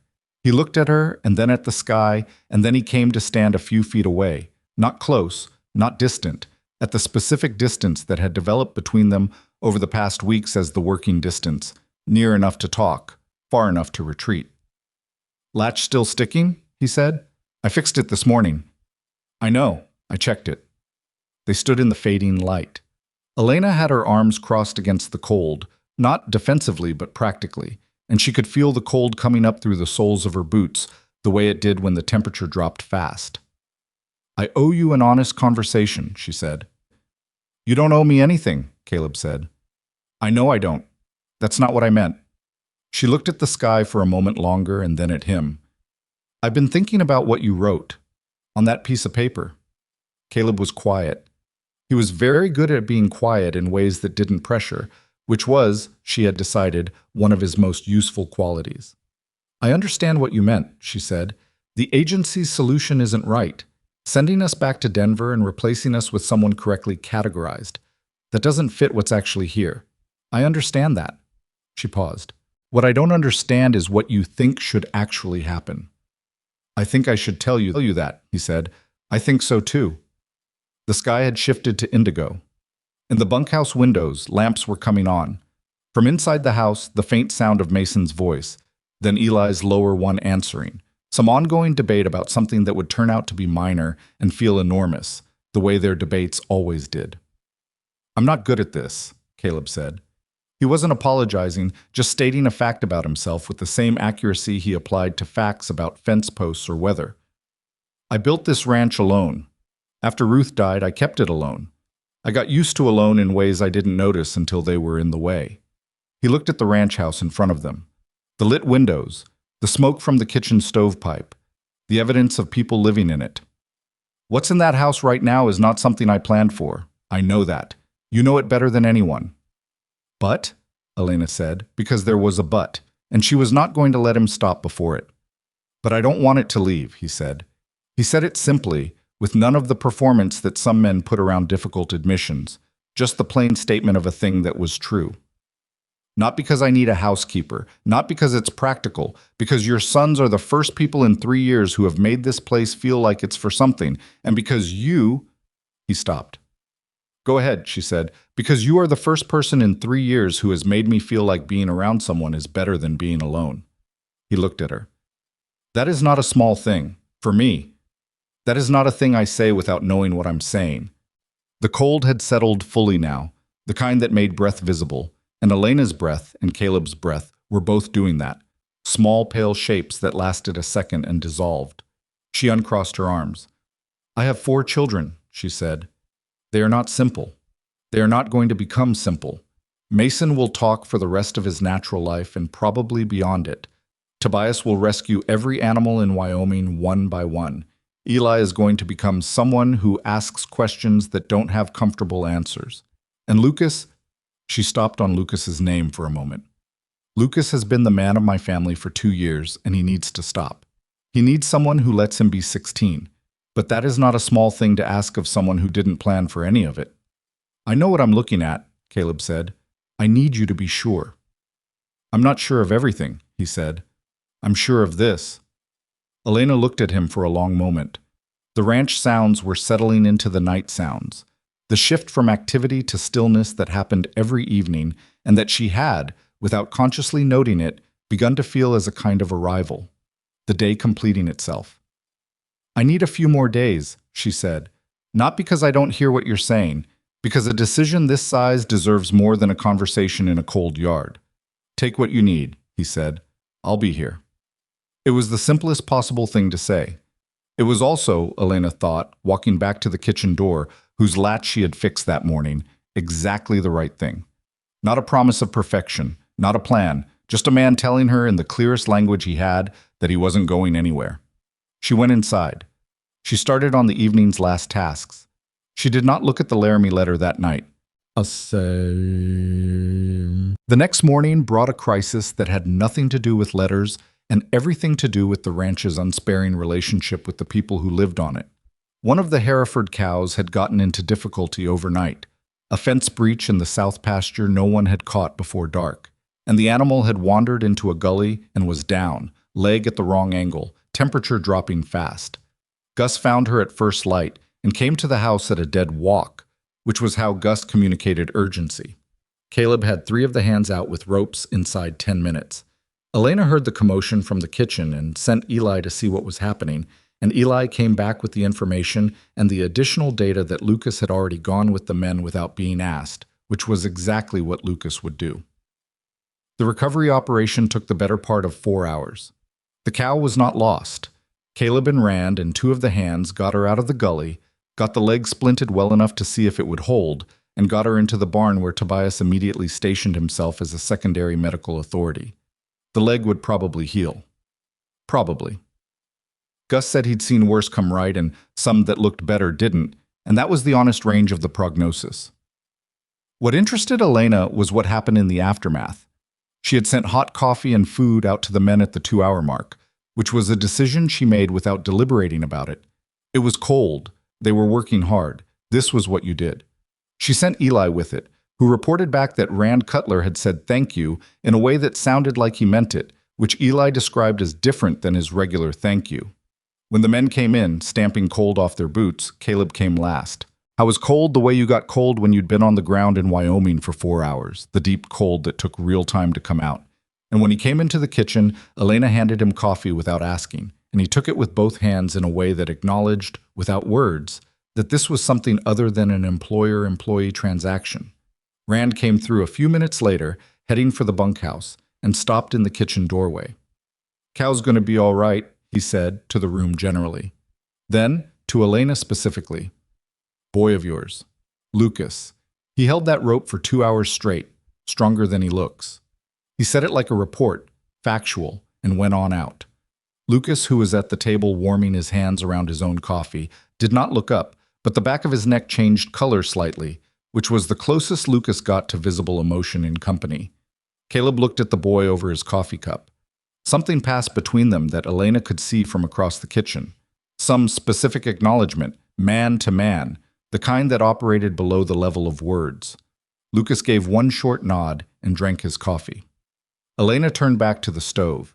She was smiling, and she made sure no one could see it, because it was not the kind of smile that needed an audience. On the 6th day, Eli came to her. He came in the evening, after the younger boys were in the room, and Lucas was doing his reading by the window in the hall, the way he'd taken to doing, and Elena was alone in the kitchen. Eli sat down across from her with the deliberate quality of someone who had been composing what he wanted to say for longer than the current moment. "I want to know something," he said. "Ask. Is Laramie the better choice?" Elena looked at her son. At 13, Eli had the face of someone who was halfway between the boy she'd raised and the person he was in the process of becoming, and the halfway state was uncomfortable for him in the way it was uncomfortable for careful people who wanted to know where they were before they moved. "Objectively," she said, "however you want to answer it." She thought about how to be honest with a 13-year-old about a thing this complicated. She had always tried to be honest with her boys, not brutally, not performing it, just actually honest, because she believed children who were lied to in the name of protecting them developed a kind of damage that was harder to repair than the damage of knowing difficult things at an age before you had all your armor on. "Laramie is secure," she said. "Reliable. The position is good, the housing is adequate, and it would be ours in a way that doesn't depend on anyone else's decisions." She kept her eyes on his. "The Mercer Ranch is not secure in the same way. It's someone else's house. We're here because of a mistake and because the man who owns it has decided the mistake doesn't need to be corrected. That's a different kind of foundation than a contract." Eli was quiet, processing this with his characteristic thoroughness. "But," he said, which was the same word Elena had used with Caleb 2 nights before, and she recognized it as the family trait it was. "But security isn't the only thing that matters," she said. "And a contract doesn't always mean more than a man's decision to stay." She looked at the table. "I learned that from your father. He made very reliable decisions, and we were not always secure. And he made one very good decision, marrying me, and that wasn't secure at all, at the time." She looked back up. It was just right. Eli absorbed this. He turned his cup in his hands. "Do you think Mr. Mercer is right?" he said. Not suggestively, just as a direct inquiry into information he needed. "I think he could be," Elena said. "That's not the same as knowing. But you're considering it." "I'm considering everything." He nodded. He stood up. He said, "For what it's worth," and stopped. "Go ahead." "For what it's worth, I think Tobias's cats are the happiest they've been. And I think Mason talks more here than he talked the whole last year. He looked at her steadily. I think that means something. He pushed his chair in. But you're the one who sees further ahead than the rest of us. Lucas says that. He went down the hall. Elena sat alone in the kitchen for a while. Then she took both letters out of her apron pocket, the Laramie letter and Caleb's 3 words on the scrap of paper, and she set them side by side on the table and looked at them together for the first time. 2 different versions of her future laid flat on a kitchen table in Wyoming. She read them both. She sat with them for a long time, and then she did something she had not done in 2 years. She made a decision that was for herself first, and trusted that the rest would follow. She found Caleb in the barn the next morning at first light. He was with the injured cow, which was standing and eating and had the look of an animal that had decided to continue existing. And Tobias's careful attention to its welfare had apparently been medically beneficial, or at least morally supportive. Caleb looked up when Elena came through the barn door. She had her coat on, and her hair was still down, which meant she had come before she'd finished her morning routine, which meant she'd come as soon as she'd made up her mind. He waited. I'm not going to Laramie, she said. Caleb set down what he was holding. I want to be clear about why, Elena said. Not because I have nowhere else to go. Not because the boys have settled in and I don't want to disrupt them, though both of those things are true. Not because a mistake became convenient. She walked further into the barn, stopping at a distance from him that was closer than the working distance. Because I want to stay. Because this is the first place in 2 years that has felt like somewhere I was going rather than just somewhere I landed. And I'm done making decisions that don't account for that. Caleb was looking at her with the direct, unguarded look he rarely let settle on anyone. The one that had no management in it, no performance, just attention. I'm also not going to pretend this is simple, she said. 4 children is a serious thing to take on. What you said in the yard about wanting us to stay. I need that to mean what I think it means, not a softer version of it that's easier to say in a cold yard and harder to mean in February. I know what I said, Caleb said. Then say it again, clearly, so we both know we're talking about the same thing. He came away from the stall. He stopped in front of her at a distance that was not the working distance, was not any of the distances they had been maintaining for 4 weeks, but a closer one that they had not been at before. I want you to stay, he said. I want your boys to stay, not as my housekeeper and her children, as my... He stopped on the word. He said it anyway. As my family, if you're willing, if they're willing. I understand that's not a small thing to ask, and I understand I have no right to expect it, but it's what I want, plainly. Elena looked at him.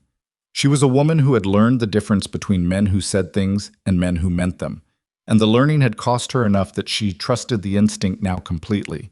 She said, Then we need to talk about how this works. All of us, including the boys. I know. Lucas first. He'll need to hear it from you directly. I know that too.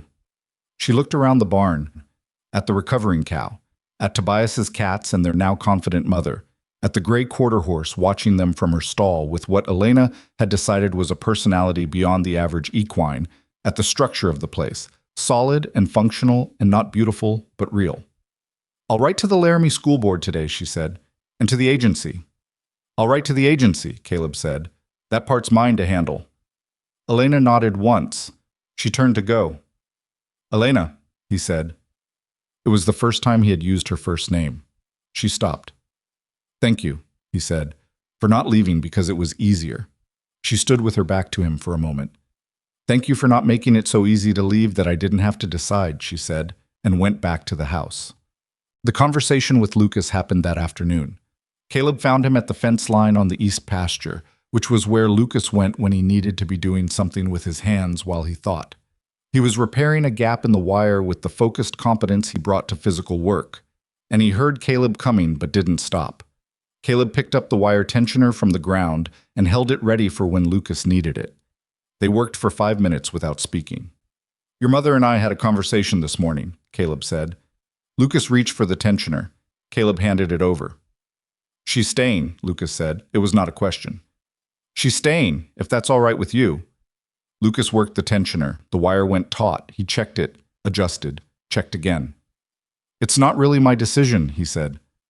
I think it partially is, Caleb said.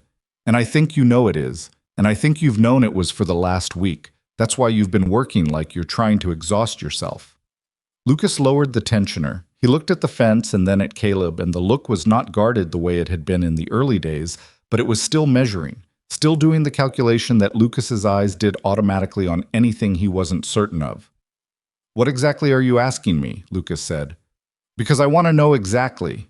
Caleb respected that. He said it exactly. I'm asking if you're willing to let this become a real home. Not a temporary arrangement, a real one. Which means letting it matter. Which means letting yourself be 16 instead of the man of the family. He paused. Which means trusting me enough to carry some of what you've been carrying alone. Lucas looked at him for a long moment.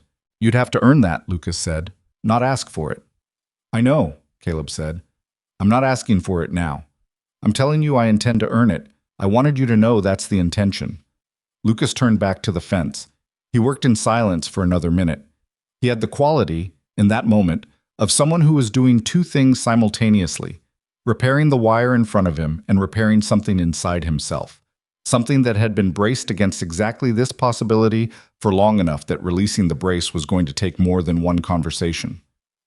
My father was a good man, Lucas said. Same thing Elena had said to Tobias, same clarity in it, no defensiveness. I'm sure he was. I'm not looking for a replacement. I'm not trying to be one. Caleb handed him the next staple. But I think you need someone in your corner who isn't also depending on you. That's different from a replacement.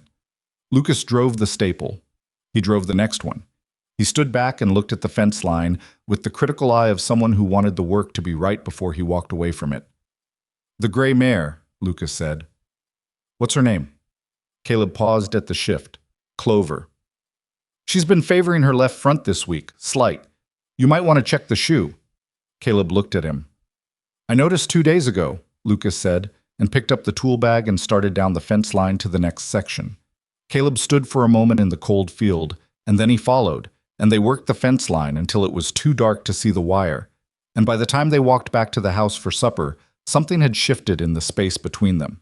Not completed, not settled, but begun in a way that had the specific weight of a thing that would continue. The boys were told at supper, not formally, not with ceremony. Elena had considered how to do this for 3 days and had decided the worst thing she could do was make it feel like an announcement, like something that had been decided about them rather than something they were part of. So she told them the way she told them things that mattered, plainly, at the table, with food in front of everyone. So there was something to do with hands and eyes other than perform reactions. She said they were staying. She said the arrangement with the ranch was going to be a permanent one. She said Mr. Mercer had asked them to stay, and she had said yes, and that meant this was their home now, and they were going to treat it that way. Mason said, I knew, with the satisfaction of someone whose assessment has been confirmed. Tobias said, what about the cats? Then, after a beat, and the calf. The cats and the calf stay, Elena said. Tobias nodded, satisfied at the core issue being resolved. Eli looked at Caleb directly and said, do you need anything from us specifically to make this work? Caleb had not been prepared for that exact question. He thought about it honestly. Don't pretend it's easier than it is, he said. Any of you. If something doesn't work, say so. I'd rather know than guess. Eli nodded. It was apparently the right answer. Lucas said nothing during this exchange. He ate his supper, and he passed the bread when it needed passing, and he refilled Mason's water glass when Mason knocked his elbow against it and didn't spill it, but came close. He was present, fully and without reservation, and that was what he offered. And Caleb understood it as the most Lucas had to give right now, and that it was in fact a great deal. After the dishes were done and the boys had gone to the room, Elena sat down at the kitchen table and wrote 2 letters. One to the Laramie School Board, declining the position with thanks. One to the Denver Placement Agency, informing them that the arrangement with Mr. Mercer would continue and that no replacement housekeeper would be necessary. She did not describe the nature of the arrangement. She said only that it was satisfactory to all parties. In the hall, she could hear Caleb writing his own letter. The scratch of pen on paper, the particular rhythm of a man who wrote slowly because he chose his words carefully. Writing to the agency his own version of the same message. in whatever language a man like Caleb used when he was telling an institution that a mistake had become something they didn't have the authority to uncorrect. The fire in the kitchen stove settled and popped. The house made its nighttime sounds. The sounds Elena had learned over 4 weeks, the ones she could now read the way she could read weather. Everything accounted for, everyone in their right place. She sealed her letters and set them ready for the morning mail.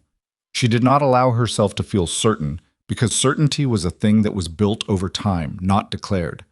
But she allowed herself to feel something that was close to it, the specific quality of a decision that has been made with your whole self, not just the sensible part.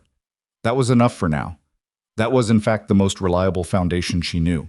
The letters went out on a Monday morning, tucked into the mail satchel with the week's other correspondence, and Elena watched the postwriter disappear down the road toward Millard with the specific feeling of a person who has released something into the world that cannot be called back. She had expected to feel lighter. She felt instead something more complicated.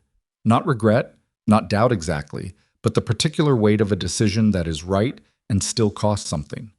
The Laramie position had represented a version of herself she had built carefully over years, the capable, self-sufficient woman who needed nothing from anyone she hadn't contracted for. Declining it meant admitting that version was incomplete, that she wanted more than a contract could give her. That admission, even made in private, even made to herself, was harder than the decision itself. She went back to the kitchen and started on the day's work. December came to Wyoming the way it always did, without apology and without pause, the cold settling into the land with the permanence of something that had never left but had been merely waiting. The ranch contracted into its winter posture, the work shifting from the wide-ranging activity of warmer months to the close, repetitive, unglamorous business of keeping animals alive and buildings standing against the weight of what the sky sent down. Elena had expected the confinement to create friction. 4 boys and a private man and 7 ranch hands, all pushed closer together by cold and dark. She had run the calculation in her head and prepared herself for the edges that would inevitably show. Some of them did show. This was not a story without edges. Rand Cutler and Lucas had a genuine argument in the second week of December over the right way to stack the hay in the barn's upper section, an argument that was technically about hay and actually about territory and authority, and the specific irritation of a grown man who had been on the ranch 2 years, finding that a 16-year-old had an opinion that Caleb listened to. It escalated past the point either of them intended, and Elena heard it from the kitchen and kept herself from intervening by reminding herself that Lucas needed to fight his own battles, and Rand needed to have his authority tested by someone who could take the pushback. Caleb ended it, not by taking sides, by walking into the barn, looking at the hay, and saying that Lucas's method would hold better in the wet, but Rand's would be faster, and given the weather coming, they needed fast more than perfect right now. And then walking out, and the flatness of the practicality of it took the oxygen out of the argument completely. Lucas was not satisfied. He said so to Elena that evening. He took Rand's side, Lucas said. He took the hay side, Elena said. There's a difference. Lucas looked at her with the expression he'd inherited directly from her, the one that said he understood the distinction, but didn't find it entirely satisfying. It didn't feel that way. I know. That's how practical decisions feel when they go against you. She kept her hands in the dish water. Was he wrong? About the weather and the speed? A pause. No, Lucas admitted. Then you learned something about how he makes decisions. That's worth more than winning the argument. Lucas was quiet for a moment, then, you sound like Gus. Gus is a smart man. He's starting to teach Mason to whittle properly. Like actually properly, not just the grain thing. He said it like a separate, unrelated piece of information, and Elena understood that he was telling her something about what Gus meant to Mason, and what Mason having that meant to Lucas, and the way her oldest son circled important things from a distance before letting himself get close to them. Good, she said. He dried the plate in his hand and put it on the shelf and didn't say anything else, and that was enough. The argument between Lucas and Rand was not the only friction. Tobias, in his absolute commitment to the welfare of the barn animals, developed a habit of arriving in the barn before the morning feeding to check on the recovering cow, whose leg had healed, true to Gus's careful optimism, with only a slight permanent change in her gait, and rearranging things in ways that were logical to him and disruptive to Pete's morning routine. Pete, to his credit, addressed this directly rather than letting it fester, and the conversation between a 22-year-old ranch hand and a 9-year-old about shared barn space was, by Gus's account, conducted with more mutual respect than most adult negotiations he'd witnessed. They arrived at a system. Tobias got the first 15 minutes in the barn each morning. Pete got everything after. It was not elegant, but it worked, which was the standard by which the ranch measured most solutions. Mason's impact on the bunkhouse was subtler and more pervasive. He had discovered, sometime in the third week of December, that if he arrived at the bunkhouse door at the right time in the evening and asked a question, any question, about horses or ropes or weather or what a particular tool was for, he would be invited in, and the men would talk, and Mason would listen with the focused attention that made anyone being listened to feel like what they were saying mattered. Within 2 weeks, 3 of the hands had started telling Mason things they hadn't told anyone else on the ranch, the way people told things to children who listened without judgment. Gus said to Caleb one evening that the boy was going to be either a very good politician or a very good pastor when he grew up. Caleb said he hoped neither, and Gus said that was fair. What no one talked about directly was the question of what Caleb and Elena were to each other. This was Wyoming in 1889, and the ranch was its own world with its own rules, and the men were practical people who understood that something had shifted without requiring it to be named. Elena ran the house. Caleb ran the ranch. They made decisions that affected the other without formality, the way two people in a genuine partnership make decisions. By talking, by listening, by deferring where the other person knew more and asserting where they knew better. It was Rand, of all people, who said the thing out loud. It was mid-December, a Sunday, the kind of afternoon that had no work that couldn't wait, and several of the hands were in the bunkhouse playing cards, and Rand was losing with the focused irritation of a man who considered losing a personal affront. He said, without particular context, that someone should tell Caleb to stop acting like a man waiting for permission and start acting like a man who'd already made up his mind. Pete said Caleb had made up his mind. Rand said then he ought to show it in a way people could see. Gus said, from the corner where he was whittling, teaching Mason's absence felt in the muscle of the habit, that some people showed things in ways that weren't always visible and that didn't mean they weren't shown. Rand said that was a very foreman way of saying nothing. Gus allowed that it might be. But the conversation found its way to the house, the way conversations on a small ranch always found their way everywhere. And Elena heard a version of it from Eli, who had heard it from Pete, and she sat with it for a day before she decided what to do. What she did was direct. She had learned from Thomas, and from the 2 years after Thomas, that indirection was an inefficiency she could no longer afford. She found Caleb in the evening, in the room he used as an office, a spare room off the main hall, with a desk and a shelf of ranch records and a lamp that he kept burning late. He was going over the winter accounts, the careful arithmetic of a ranch trying to arrive at spring with enough of everything still intact. She knocked on the open door. He looked up. "Can I come in?" she said. "It's your house," he said, and then heard himself and said, "That came out wrong. Yes, please." She sat down in the chair across from his desk. She had her hands in her lap, and she was not performing composure, just actually composed, which was different. He closed the account book. "I want to talk about what we're doing," she said. "All right. Not the arrangement, not the practical side. I mean, what we are to each other." She looked at him directly. "Because the boys are adjusting to something.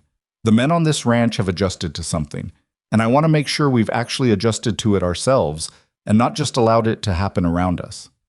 Caleb leaned back in his chair.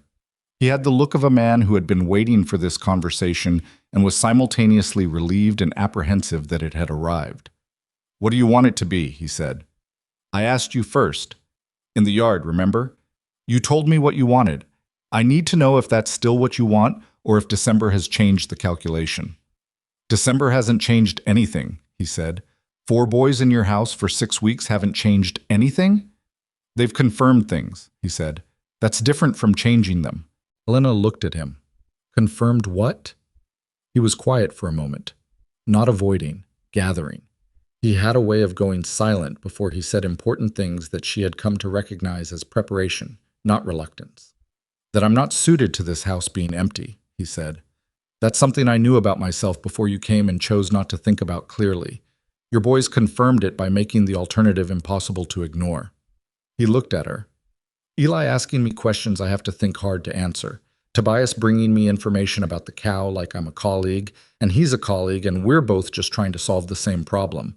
Mason telling me things that are simple and true in ways I've been making complicated. He paused. Lucas trusting me enough to disagree with me.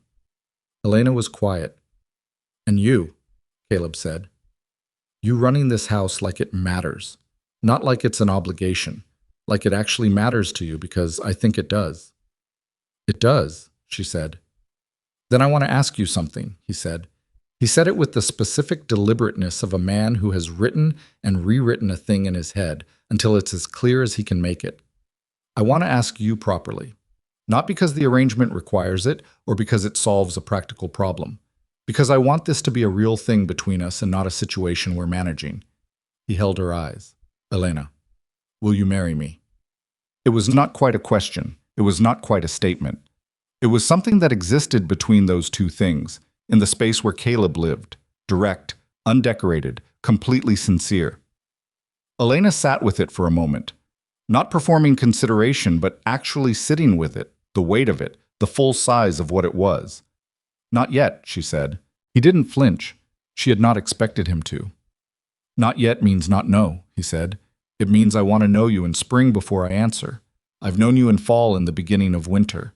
A man can be patient and decent in November and different in May. I've seen it happen. She looked at her hands. I don't think you're that man, but I want to know I'm right before I say yes to something that size. That's fair, he said. I want the boys to know you through a full season too, Lucas especially. Also fair. She looked up.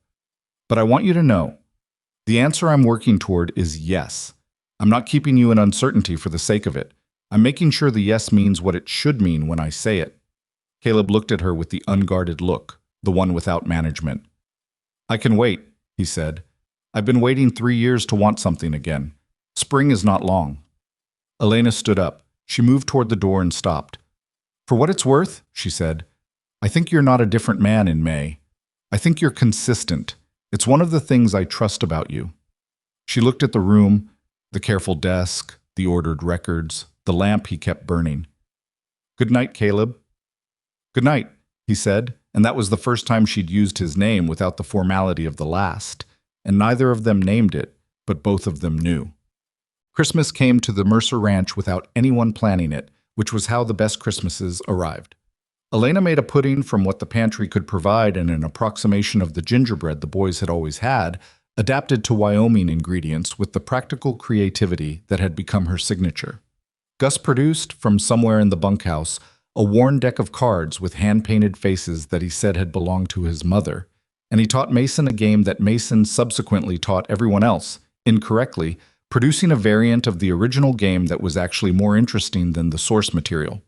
Caleb gave each of the boys a practical thing, a good knife for Lucas, a set of small wood-carving tools for Mason that made Gus's eyes go soft with something he covered by coughing, a proper illustrated natural history book for Tobias that had been ordered from the catalog in Millard 3 weeks before and was the thing Tobias would remember later in his life, as the moment he understood that someone had noticed who he was, and a journal with a quality pen for Eli, because Eli had been writing things down in a worn notebook since they arrived, and had never mentioned it to anyone but Elena had told Caleb once, in passing, in the middle of a conversation about something else entirely.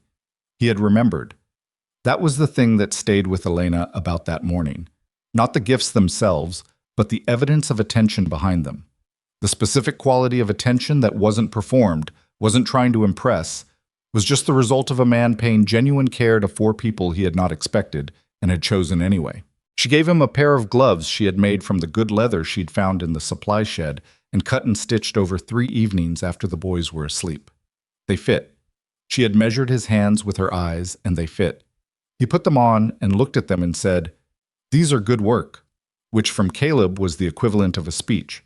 Rand Cutler gave Mason a wooden horse he had carved himself, rough but recognizable, that Mason received with a solemnity that suggested he understood this was more than a gift. It was Rand's specific way of saying something he would not say with words. Mason put it on the windowsill of the boys' room, next to his own carving projects, and it stayed there. The day was not seamless. Eli got a headache from the cold and was irritable in the afternoon in a way he apologized for, and then apologized for the apology. Lucas knocked over a full cup of coffee and spent 10 minutes cleaning it up with the intensity of someone punishing themselves for a minor sin. The men in the bunkhouse had their own celebration that grew louder than intended toward the evening, and Gus had to go over and reduce the volume, which he did with the efficiency of long practice. None of this was wrong. All of it was real, and real was what they had decided to be. January was hard. Wyoming January was always hard, but this one had the specific difficulty of the first genuine test, not the borrowed grace of the new, and not yet settled, but the plain, cold daily reality of this life as it actually was. The novelty had worn from everything. The work was simply the work, unglamorous and repetitive and necessary, and the question that January asked of everyone on the Mercer ranch was whether they were choosing this without the grace of novelty to soften it. Elena got sick in the second week of January. Not dangerously, a chest cold that the cold air made worse than it would have been in a warmer climate, but genuinely sick in a way that meant she could not run the kitchen and could not run the house and could not be the person that everyone else depended on to notice what needed doing. She hated it. She was a spectacularly bad patient, not because she was demanding, but because she couldn't stop trying to manage things from the bed, sending instructions through whichever boy appeared in her doorway, asking about the bread and the stove temperature, and whether someone had checked the pantry inventory. What happened in her absence was the thing she had not known she needed to see. Caleb took over the kitchen. He was not a skilled cook, and he did not pretend to be, but he was organized and he followed Elena's own written notes. She had been keeping a household record since the first week, a practical document about what the ranch needed and when, and he fed the men adequately, if not memorably. Lucas made the bread on the second day. Not as well as Elena made it, but edibly, and he looked at the loaves with the critical assessment of someone filing the information away for next time. Tobias and Mason cleaned the kitchen in the evenings with the chaotic efficiency of people who understood the goal, but not all the intermediate steps. And Eli organized them in a way that was so unconsciously like Elena that Caleb caught himself stopping in the doorway to watch. Gus brought her soup on the third day. He set it on the table beside her bed and said, "Ranch is fine," and left, which was the most Gus had ever expressed about anyone's well-being and was, accordingly, significant. On the fourth day, Caleb sat with her in the evening after the boys were in bed. He brought her tea. Not great tea, he had said plainly when he carried it in, because he had never learned how to make tea correctly, and she was going to have to tell him. And he sat in the chair by the window and didn't try to fill the silence with anything other than presence. "You don't have to stay," she said. Her voice was still rough. "I know," he said. "I'm not interesting company right now. I'm not here for interesting company." He looked at the window, at the dark outside. "I'm here because you've been taking care of everyone for 4 months, and I want to be in the room while someone takes care of you, even if the someone is just a chair and bad tea." Elena looked at him.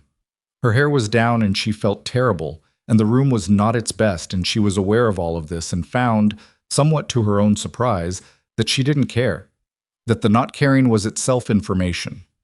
"The tea is actually acceptable," she said. "Don't be kind. I know what tea is supposed to taste like." She almost laughed. Her chest objected. "Tell me something," she said. "Something you haven't told me." He looked at the window for a moment. "Ruth wanted 6 children," he said. "I wanted 3. We never settled on a number because we never got there." He was quiet. "I never told anyone that. Not because it's a sad thing to tell, just because there was never anyone to tell." Elena held her cup. "I wanted 5, she said. "Thomas wanted to wait until we were more settled. We were always going to be more settled next year." She looked at the ceiling. "I stopped being angry about that a long time ago. It's just true." "Yes," Caleb said, just that. They sat in the room with their separate histories and the night outside and the sound of the ranch that neither of them had to explain to the other anymore. And it was not romantic in any way that stories usually meant by romantic, but it was intimate in the truest sense. 2 people with their actual histories in the same room, not performing anything for each other.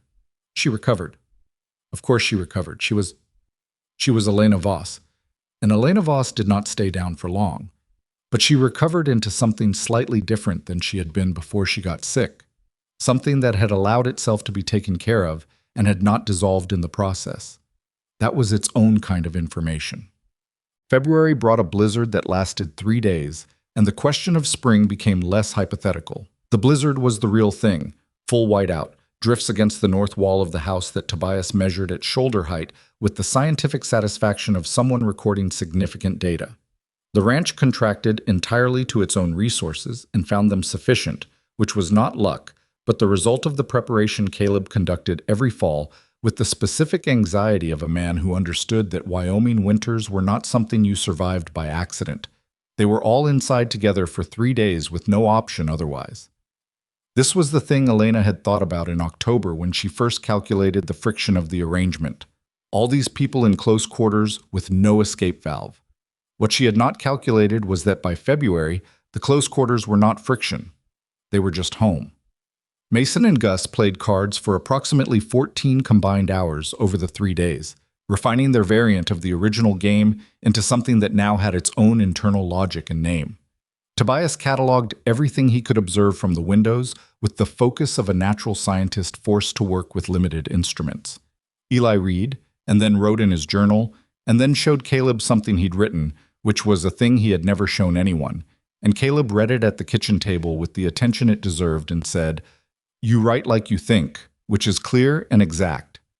Eli closed the journal and said nothing else, but he didn't need to. Lucas, on the second day, asked Caleb to teach him something about the ranch accounts. He didn't make a thing of it. He said he wanted to understand how a ranch ran on paper, not just in the field, because if he was going to be useful here long-term, he needed to understand the whole operation. Caleb opened the account book and spent 2 hours explaining it without condescension and without pretense that it was simple, because it wasn't simple, and Lucas was not a person who benefited from things being made simpler than they were. At the end of the 2 hours, Lucas said, "The South Pasture's carrying cost is higher than the North in winter. If you rotated the heaviest stock to the North feed in December, you'd save money." Caleb looked at the numbers. He looked at Lucas. "You're right," he said. Lucas closed the account book. "We could look at it more tomorrow," he said, as if it were a suggestion of no particular importance, and went to help his brothers with whatever argument they were engaged in. Caleb sat at the desk and looked at the account book for a moment longer. He was not a man who got sentimental about things, but he was a man who knew the difference between someone tolerating a situation and someone deciding to build something in it, and what Lucas had just done was the second thing, and the second thing felt to Caleb like the answer to a question he had not let himself ask directly. Spring did not arrive gently. It arrived in Wyoming the way most things arrived, suddenly, with mud and melt and the aggressive return of all the problems the snow had covered. The South Pasture flooded in early April. 3 calves were born in 10 days, and one was difficult enough to require a night in the barn that Caleb and Lucas and Tobias all stayed through, the 3 of them in the straw at 4 in the morning, waiting to see what the morning would bring. The calf lived. Tobias named her consequentially, which was a word he had recently encountered and found satisfying, and the name was not shortened to anything, and by April it was just what the calf was called. Elena planted the kitchen garden in the second week of April, which was earlier than strictly advisable, but she had decided that the risk was acceptable because she wanted the garden started, and she was done making decisions entirely on the basis of what was safest. She enlisted Mason, who treated the planting with the seriousness of a state occasion, each seed placed with what he described as intentional purpose. Caleb watched from the porch. He watched Elena and Mason in the kitchen garden with the expression he sometimes had when he thought no one was looking. Not wistful, not longing, something less dramatic than either. Something more like the specific satisfaction of a man who has been given something he didn't know how to ask for and has decided to simply be grateful for it without pulling it apart. She looked up and caught him watching. He didn't look away. She didn't either. He asked her again on a morning in May, the way he had promised, not with ceremony, in the kitchen, while she was making coffee, and the house was quiet because the boys were still asleep, and Gus hadn't rung the morning bell yet, and the light through the east windows was the specific pale gold that came in at that angle only at that time of year. He said, "It's May." She said, "I know." He said, "Elena." She turned around. She looked at him across the kitchen. Across the stove she'd fixed, and the shelves she'd organized, and the table where they'd had 100 meals and 2 important conversations, and one game of Mason's card variant that Caleb had lost badly and not minded. "Yes," she said. No other words necessary. He had asked in the same way he'd asked in December, direct, undecorated, and she answered the same way, and that was the conversation, and it was exactly the right length. He crossed the kitchen. He was not a demonstrative man, and he did not suddenly become one. He put his hand against the side of her face, and she turned into it briefly, the way you leaned into warmth when warmth was real. And then Mason's voice started up in the room at the end of the hall. Some waking up commentary about a dream he'd had that apparently required immediate reporting. And they both heard it, and Elena stepped back and turned to pour the coffee, and Caleb went to the door and called down the hall. That breakfast was starting, and the morning arranged itself around them the way mornings did. They married in June, in the yard of the Mercer ranch, with the ranch hands present and Gus standing beside Caleb and Lucas standing beside Elena and the smaller boys in a loose cluster that Mason organized into approximate order and then abandoned when something more interesting presented itself. There was no elaborate ceremony.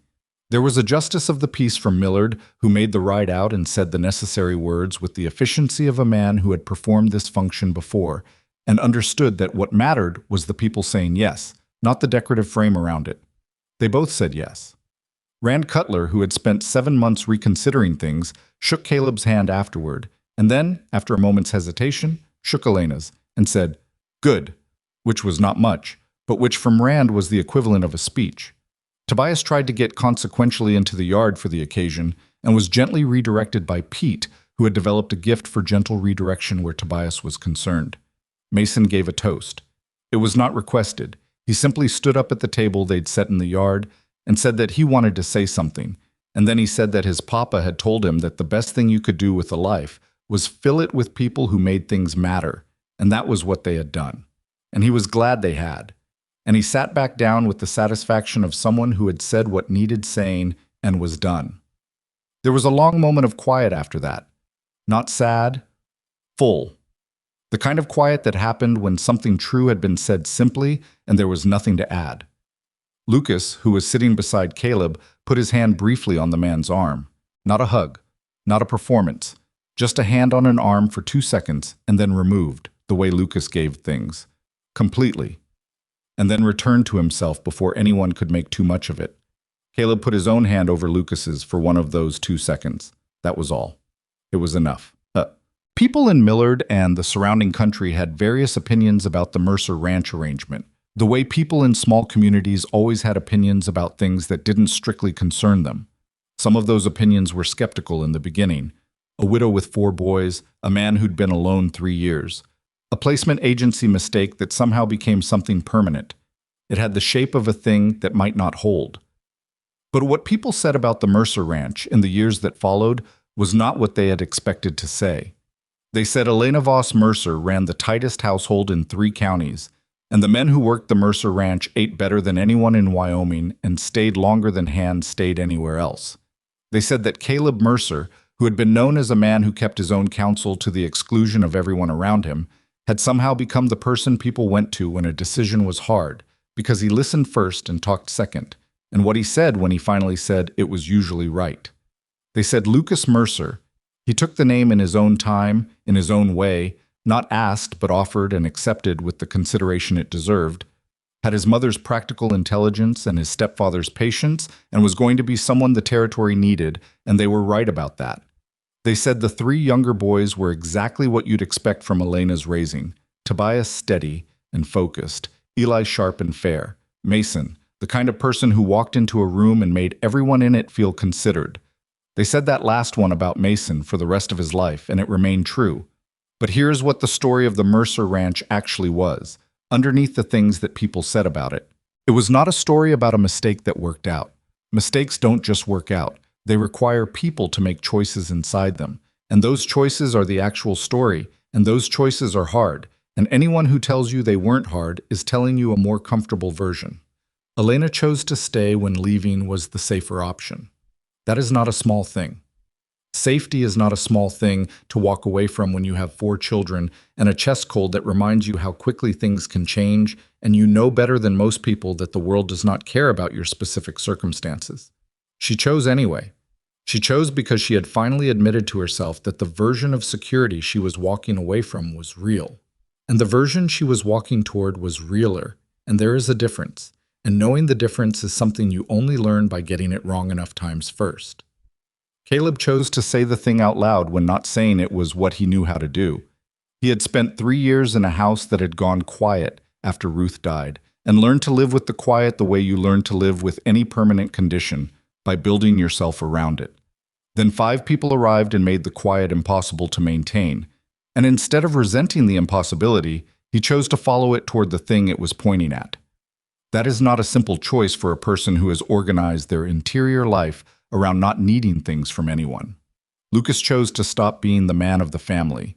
This was, in some ways, the hardest choice in the story, because Lucas had earned the role he was in, and giving it up meant trusting someone else with something he had carried alone for 2 years and had carried well. He chose to trust anyway. He did it slowly, in the way Lucas did everything, incrementally, with evidence, never all at once. But he did it, and what he got back was the thing Elena had wanted for him from the beginning. The right to be 16, and then 17, and then the long, complicated, necessary work of becoming himself without the full weight of the family on his back. Mason did not need to choose. Mason arrived knowing what he knew, which was that the man was sad.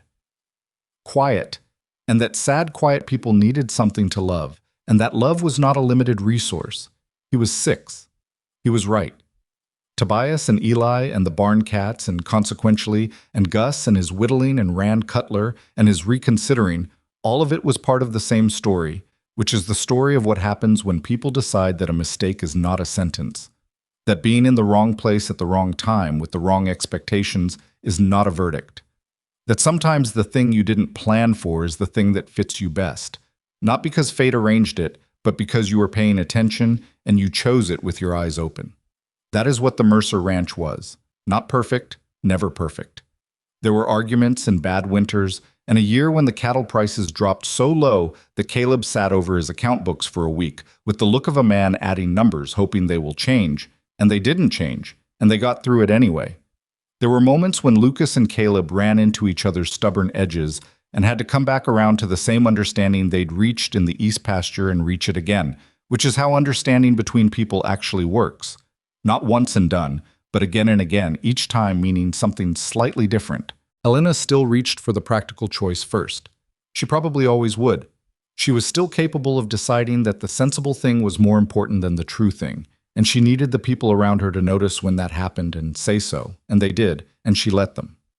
Caleb still went quiet when something was hard. He still sat with things longer than the people around him could always be patient for. He was still most comfortable when his hands were doing something, when the problem in front of him was physical and the solution was clear. He was still learning, in his 50s, how to say what he meant before the moment passed. He got better at it. Not perfect. Better. That is the honest version of the story, not the one where the mistake becomes magic and everyone is improved by it without effort. The one where the mistake becomes material, the raw material that people decide to do something with because the alternative is letting it be nothing. And letting it be nothing is a choice too, and it is the sadder one. The east-facing kitchen still got the morning light first. Elena still held her hands in it for a moment, each morning, the same habit from the first week. She never told anyone why. It didn't need explaining. It was just what you did when you were in the right place, and you knew it, and you wanted to feel it clearly before the day took you somewhere else. The morning light came in. The house held everyone in it. That was enough. That was, in the end, what enough had always been waiting.